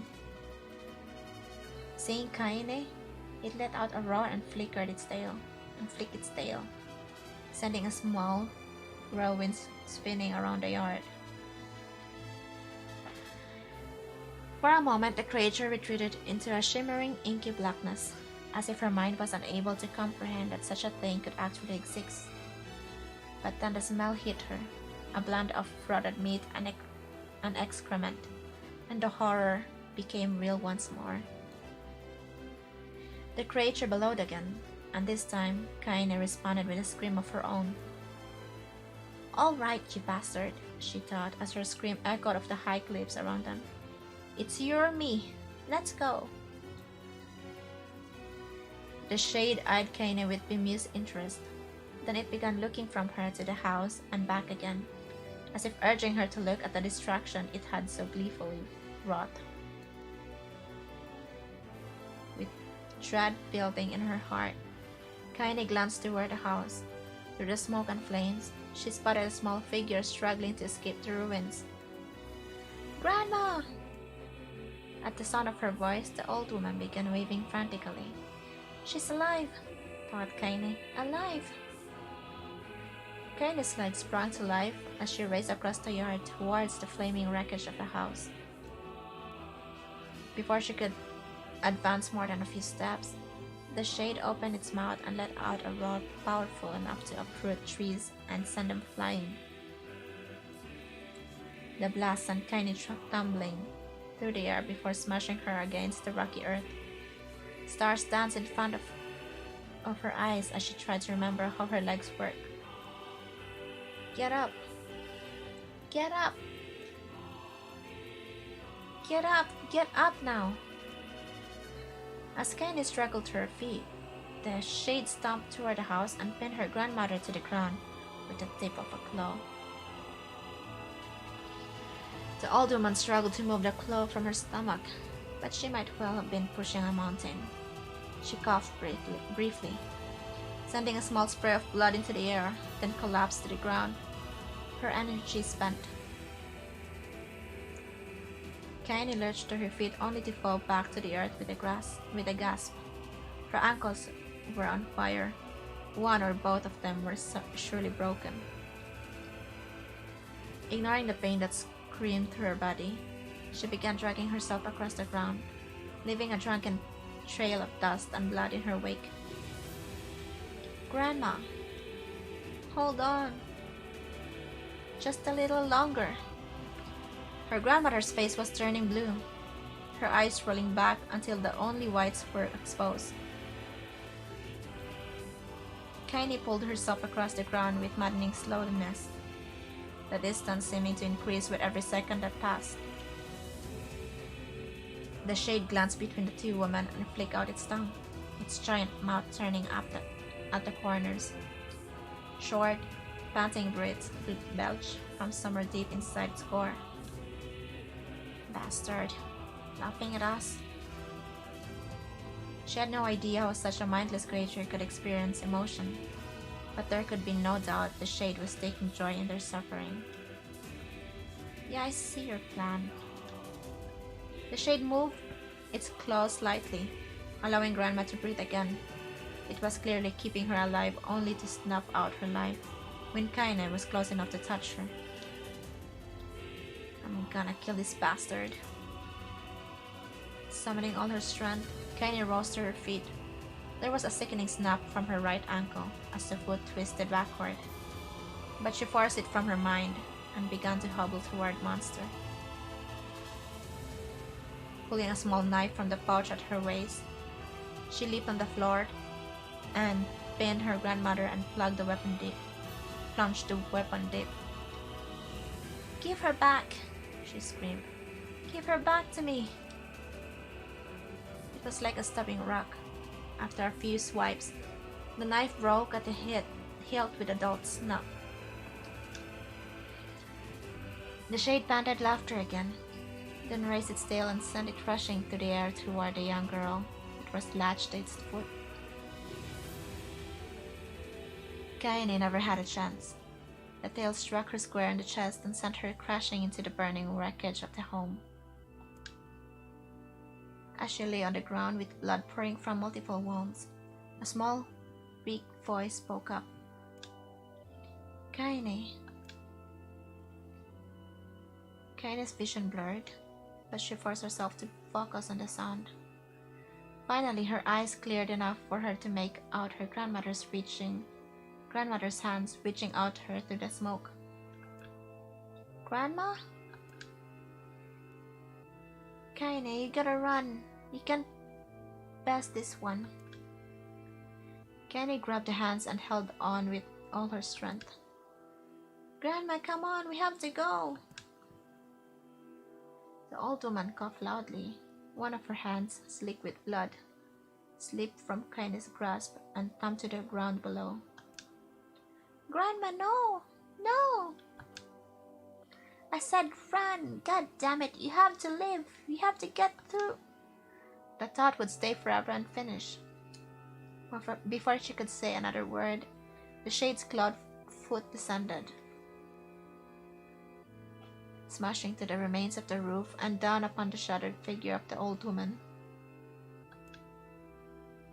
Blood oozed from the gasp in the creature's blood oozed from gaps in the creature's toes as the terrible, putrid smell assaulted in Kaine's nose once again. She stared at the foot, dumbfounded, convinced that what she was seeing could not possibly be real. When the creature finally lifted its appendage, all that remained underneath was a twisted, unrecognizable mass of rubble and red. Her grandmother was gone. Kaine blinked, trying to feel the hands which had been in hers just a moment before. For a fleeting instant, she could remember the warmth of that embrace, the trembling of the fingers, but then the sensation drifted away on the breeze and was gone. Memories flash through Kaine's mind, one after the other, faster and faster, until they become a meaningless jungle of noise. Kaine screamed then, a thunderous sound that echoed off the cliffs and seemed to roll away forever. The shade eased forward, black ichor pouring from its mouth and dissolving into smoke on the ground below. The earth shook with every step as it creeps toward its prey. Kaine's body slowly rose as if controlled by a mad puppet master. Her arms and legs were bent at impossible angles. Her head lolled dangerously to the side. Yet somehow she managed to stand. Staring at the shade, her eyes began to glow with a deep red fire. The creature, so confident just a moment before, took a slow, hesitant step backward, trying to discern if this broken human could possibly pose a threat. Kaine seized the moment. Laughing like a madwoman, she leaped into the air and plunged the shattered hilt of her knife deep into the leg of the shade. The shade shook Kaine off like a fly, sending her crashing to the earth once again. Her chest rose and fell slowly, as if a great weight were resting on it. Moist sounds of pain echoed through her mind. Something warm and thick oozed from her ears. Is that blood? Think it is. Think I'm bleeding to death. No. Can't die. Grandma told me to live. Deep inside Kenny's mind, something finally broke. The sound, the pain, the smoke, and flames, all of it faded away until that remained was a single incantation repeated over and over again. Kill it! Kill it!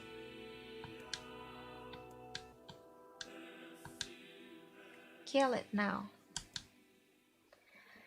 As the spark that was Kenny slowly began to flicker and die, she felt her desire to kill and her desire to live blend into one. The distance between heartbeats grew longer and longer and longer. Okay, so now we're back here, Jai. Napakaday ka diha, Jai.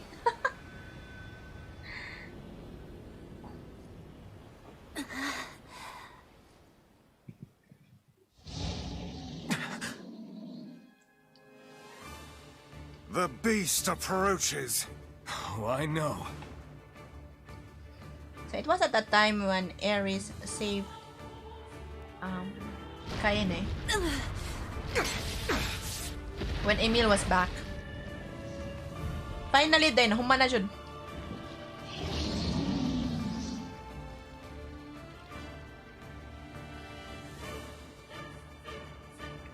Oh wait, still me.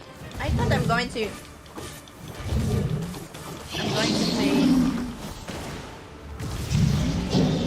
What anger this creature must have. I'm still weak. How did it even survive these past 5 years? I'm not gonna let this happen again. It dies today.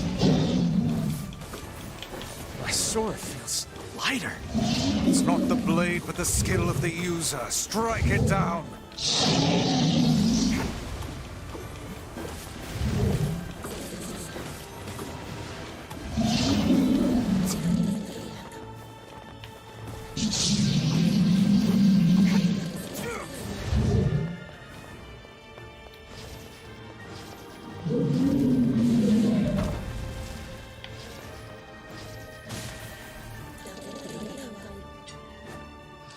Human na jud, Zay. Hukdan kog hangin og basa to eh.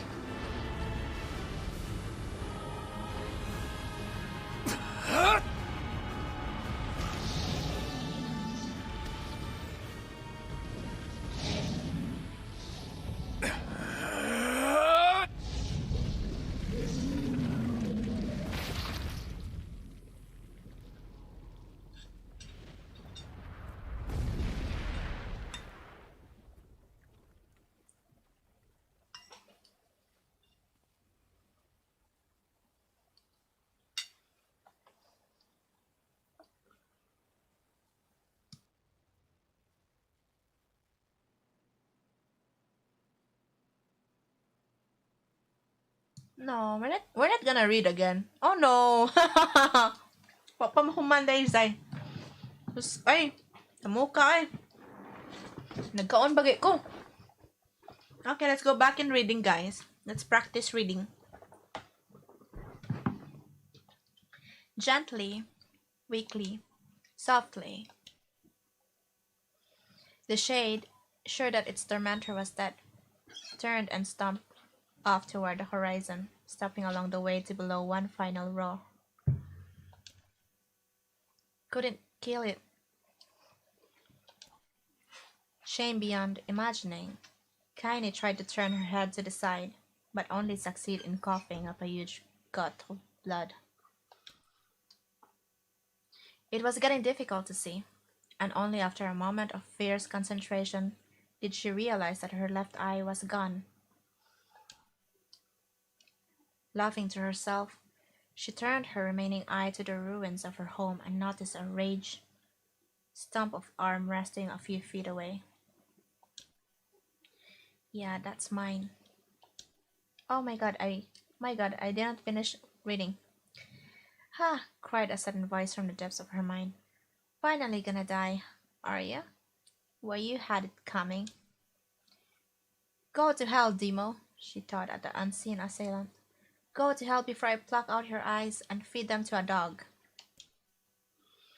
The voice of her childhood terror evaporated into smoke, only to be replaced by another, more recent voice. Hold still, said the apothecary, materializing from the ruins like a ghost. I want to draw you. That way you can live forever. No, stop. Don't want to live forever. Want to die right now. I see, he said quietly. Well, if that's what you want.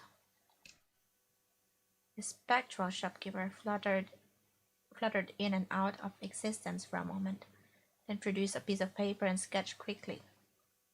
After a few seconds, he turned the page to Kaine and smiled. Since you rejected my offer, I decided to draw for someone else. It was a picture of her grandmother, real as life. Kaine opened her mouth to thank the man, but stopped as the picture began to blacken in the middle. Before she could say anything, dozens of multi-legged insects began to swarm across the image, tearing at it with sharpened pincers. Stop! No, don't hurt the picture! Kaine reached out with her remaining arm and waved futilely at the air. To her surprise, the insects fell off the picture and to the ground below, where they vanished into tiny black tendrils of smoke. Relieved, Kaine turned her good eye back to the picture, only to open her mouth in a silent scream. The sketch now showed her grandmother as she truly was, a smashed, unrecognizable lump of nothing. The apothecary smiled, then broke into a jolly dance. Whoa, that was Hey Ace, thank you for the share, Ace. Oh my gosh, Ma'am Shi, good evening, padaan bago matulog. Yes, daan-daan din pag may time. Thank you for daan-daaning here, Chris. Ace pala. I'm back again, doing some bedtime story. See that? He cried as he danced his jig. It's perfect now. She looks just like you. Ha ha ha ha. I look like that? Oh God, I'm gonna die. I'm gonna die. Drowning in despair, Kaine laid her head back in the mud and smoke of her ruined house and waited for the end to come. But just before she let everything go, an unfamiliar voice began whispering in her ear. Ain't you got a wish, sunshine? The voice was vulgar and fierce at the same time, as if insanity had somehow found a way to take form. Kaine wanted to scream as the voice crawled under her skin.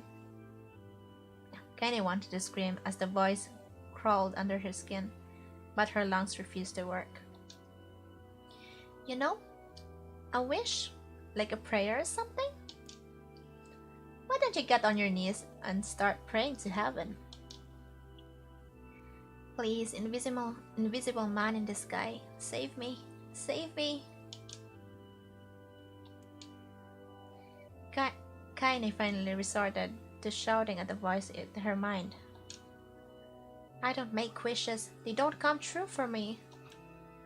I'm accursed. A freak. I should be left to die. The other voice boomed in her ears. Ha ha ha ha. Oh god, you are the best. Kaine glanced down and saw a black, shiny substance oozing from her legs. She tried to brush it away, but her remaining arm would no longer respond. The substance slowly crept around her feet, and then began moving up toward the rest of her body. Is this death? Is this what it's like? Or is my mind just losing itself? She could feel the slime oozing upward, feeling the hot, searing pain left in its wake. Whatever else might be happening, she was still alive, and this was real. Come on, said the voice. Let it go.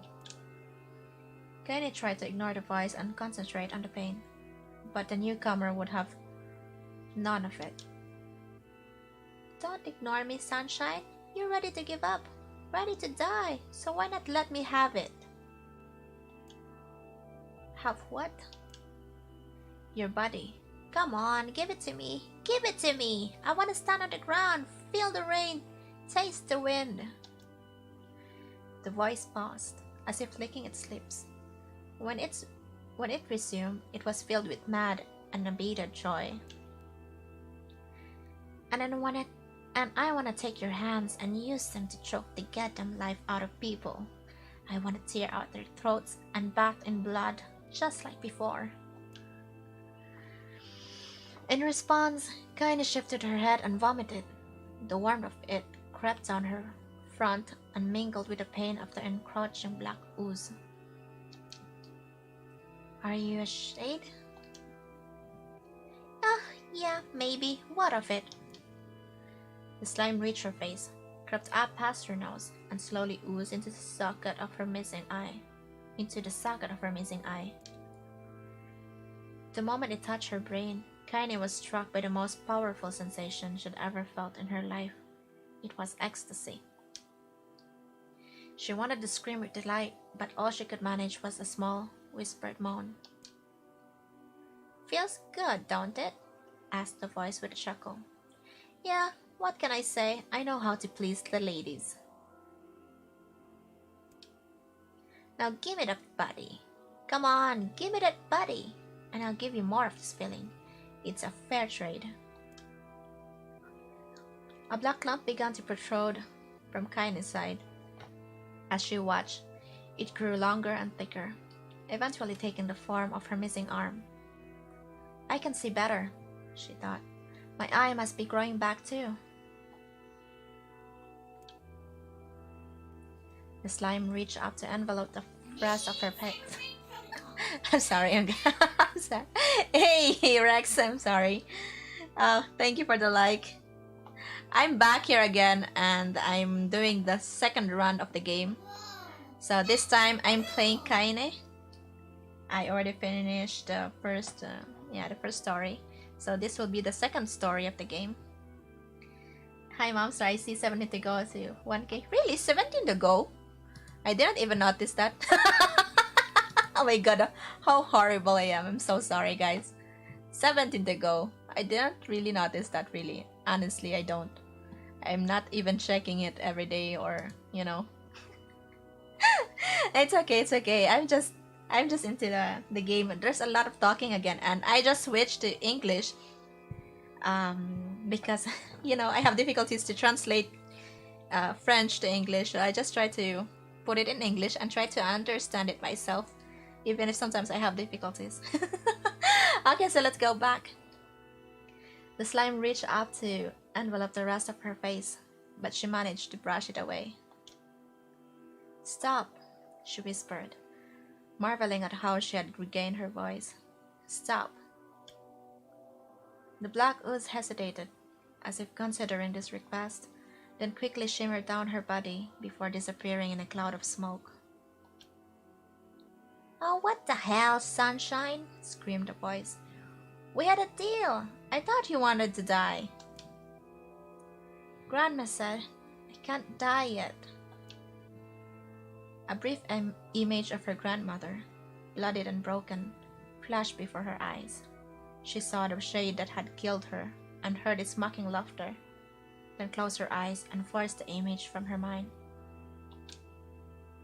Her whole body was quaking with rage. When she opened her eyes again, they burned bright red. "That thing took my grandmother. I have to kill it before I die." Kaine glanced down and saw a mysterious pattern, the pattern of the shades, burn itself into her left arm. "Well, I'll be damned," said a voice cheerfully. "Look at that, Sunshine. I think you and me are gonna be good friends now." Kaine stared intently at her arm.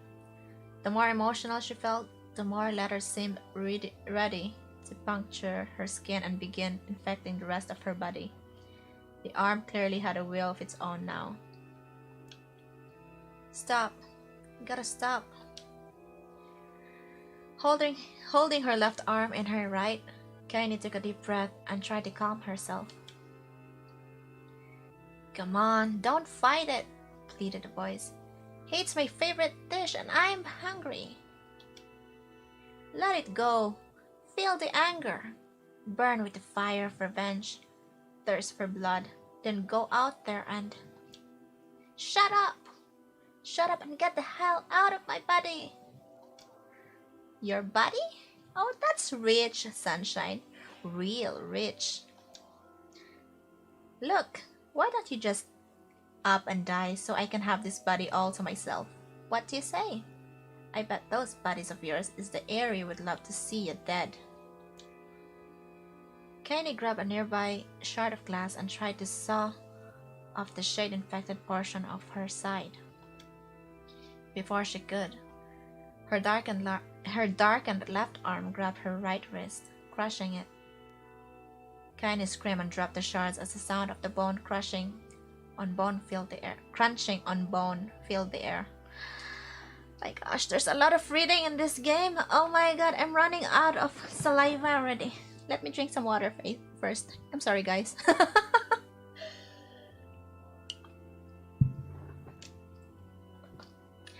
ha ha ha. Stupid idiot girl. You're possessed now, Sunshine, and there ain't no going back. The voice laughed again, a loud, long wail that seemed to go on without end. "Possessed?" whispered Kaine. "Yeah, possessed. You and me? We got what you might call a timeshare arrangement. Remember how folks used to think you were a freak? Well, wait. I'll get a load of you now." Kaine looked up, tears in her eyes. The sky seemed smaller somehow, darker. Is this because of that shade? Is this how they see the world? "So, listen," purred the voice. "I know this whole possession thing seems a bit sudden, but it ain't all bad. There's plenty in it for you, too. I'm a very powerful creature, Sunshine, and now that power belongs to you. You got enemies? People wanna kill you? People you wanna kill? I can make it happen. That little fat kid who kept picking on you, that big old shade that squashed your granny, we'll wrap them up in their own..." Okay. I'm sorry, guys. "No more abuse for you, Sunshine. No more pain." "Wait, Kaine," said Kaine. "You're a shade. Why would you help me kill another shade? What you think I'm some kind of racist? Some killing snob? I don't give a good damn who you murder, honey pants. I just want to drink from the well." Oh my god. I'm running out of water already. I'm sorry, guys, huh? there's a lot of reading here, and I'm practicing reading. I'm sorry. Okay, let's go back. Kenny considered this as she struggled to her feet, the power of the shade coursing through her. The smoke from her house was drifting away with the wind, and she enjoyed the way the cool evening breeze felt on her new left arm. After a long pause, the voice spoke up again. So how about it, you and me? We could have some good times together. Look, I'll even take care of the bloody part if you don't want. Fuck off. Uh-huh, muttered Kaine. I'll handle the killing. Ha ha ha ha, screamed the voice. Look at you go. Oh, sunshine, we're gonna have so much fun. So listen, my name's Tyran, and if you ever need me, I'll be hanging out in this piece of meat you can call a heart. Now get to it. The more I kill, the more your heart turns rotten and sour, and I like rotten and sour. Kaine found herself nodding at the voice. Yeah, she said. Yeah, I think this can work. I'm gonna find that shade, and I'm gonna strangle it with its own guts. And when I'm done, I'm gonna do the same to you, Tyran. Count on it. Ha! Laughed Tyran. I've shit bigger than you, so good luck with that. Oh, and hey, one more thing. Right now, you and me are sharing this body, but if you ever run out of hate, if you ever, go soft, then I'm gonna take over everything. So keep on killing, sunshine, and watch your back. The voice grew fainter and gradually faded away, fading to somewhere deep inside Kaine herself. Kaine waited until she was sure the voice was gone, then waved her new left arm around a few times. It feels perfectly normal, she thought. It feels like mine. Desperately, she began poking and prodding at the new limb, determined to find something wrong with it. She didn't want it to feel normal. That would mean the creature inside her had already won. I am not a shade. I am Kaine. Repeating this mantra in her mind, she slowly began digging through the rubble of her house, being careful to ignore a certain red stained spot in the corner. Finally, after what seemed like an eternity of heartbreaking work, she found what she was looking for. It was the wreath of the lunar tears. Though it had been through hell and back, the garland's petals were as bright as ever. Kaine started to place it in her hair, then slowly lowered the wreath and stared at it. I'm sorry, Grandma. I'm so sorry. But I don't deserve to wear this anymore. I'm possessed, corrupted, a freak. And this time, I don't think there's anything going back. There's any going back. Oh my god. And this time, I don't think there's any going back. Holding the flowers to her heart, Kaine fell to the ground and sobbed. As night gradually lightened to dawn and the people of the area arose to their daily lives, she remained in that position, as if tears could somehow wash away the horror that now infected her world. Are we done reading? Please? Alive. Oh my gosh. Stay alive. I'm alive! Stay alive. Grandma.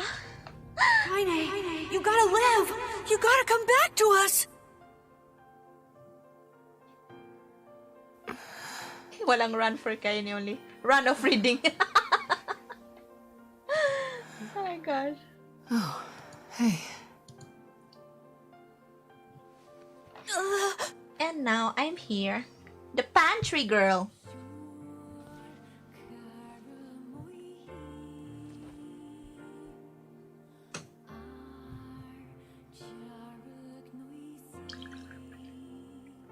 Emil. You were the one calling me, weren't you? You still recognize me? Of course. I knew you right away. Thank you, Kaine. Welcome back, Kaine. Wow, you grew up. So, how long has it been? 5 years.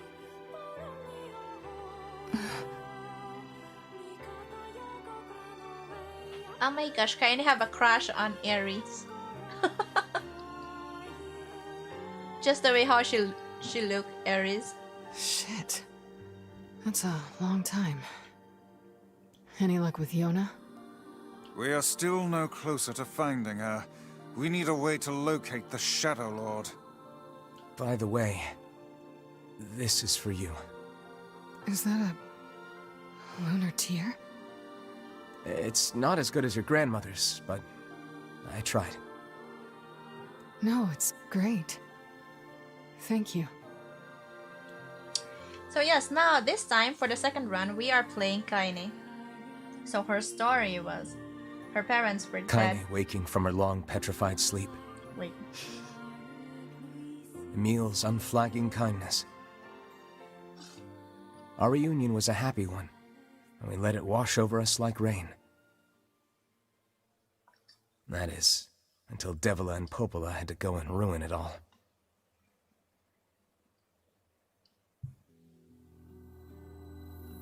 Are you kidding me? You can't be serious! Please, try to understand. People are tired and scared, and I'm sorry.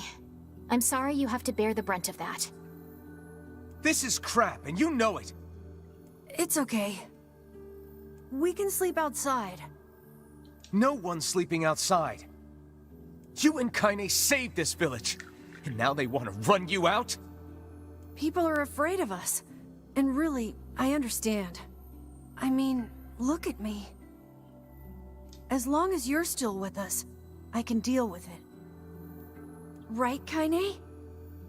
I'm used to sleeping outside. But... We'll see you later. Sorry about this. Okay, so yeah, that's it. It was this. I'm now playing normally. What is the matter? Normally it's not finished yet. So normally I'll be playing Kaine. So Kaine was an orphan, and it was her grandmother who took care of her when she was a kid. And but unfortunately, her grandmother was killed by a shade, and so Kaine was also corrupted by a shade. She lost her arm and her eye, left eye something, and her legs, I think. And she got a deal with a shade. So yes, and that's how she looks like that now, as if she looks normal, because she recovered her body parts, but she have to deal with the shade. Okay, so let's go back in the game. And from Zyra, mom, she sleep na miduka na. Sige day. Replay lang na ako later. Okay, Zyra. Okay. Anyway, I don't think I will stay too long. I will try to play a bit. Then after, I'm going to finish this tomorrow.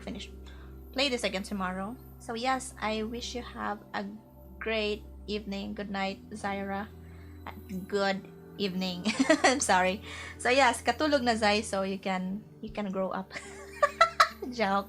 So you can grow taller.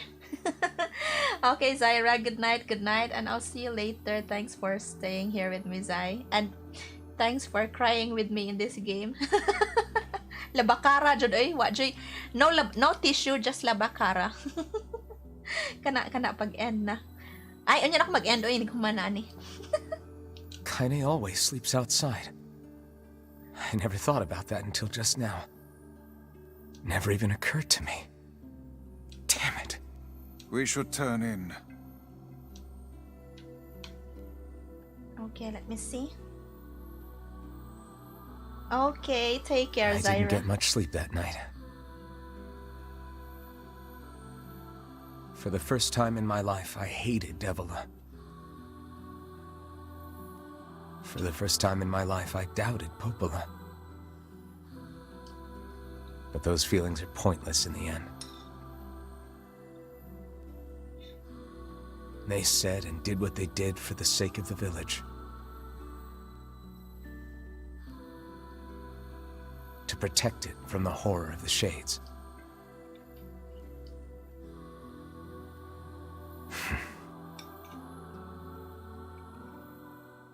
Really, how can I blame Devila and Popola? In the end, I'm just as bad. Because I never once stopped to think about Kaine and Emil's situation myself. Okay. Excuse me, guys. I'm eating. I'm supposed to eat. I'm supposed to eat my dessert for this lunch, but I didn't have much time, so I'm just eating it now. It's almost dinner time. Never mind.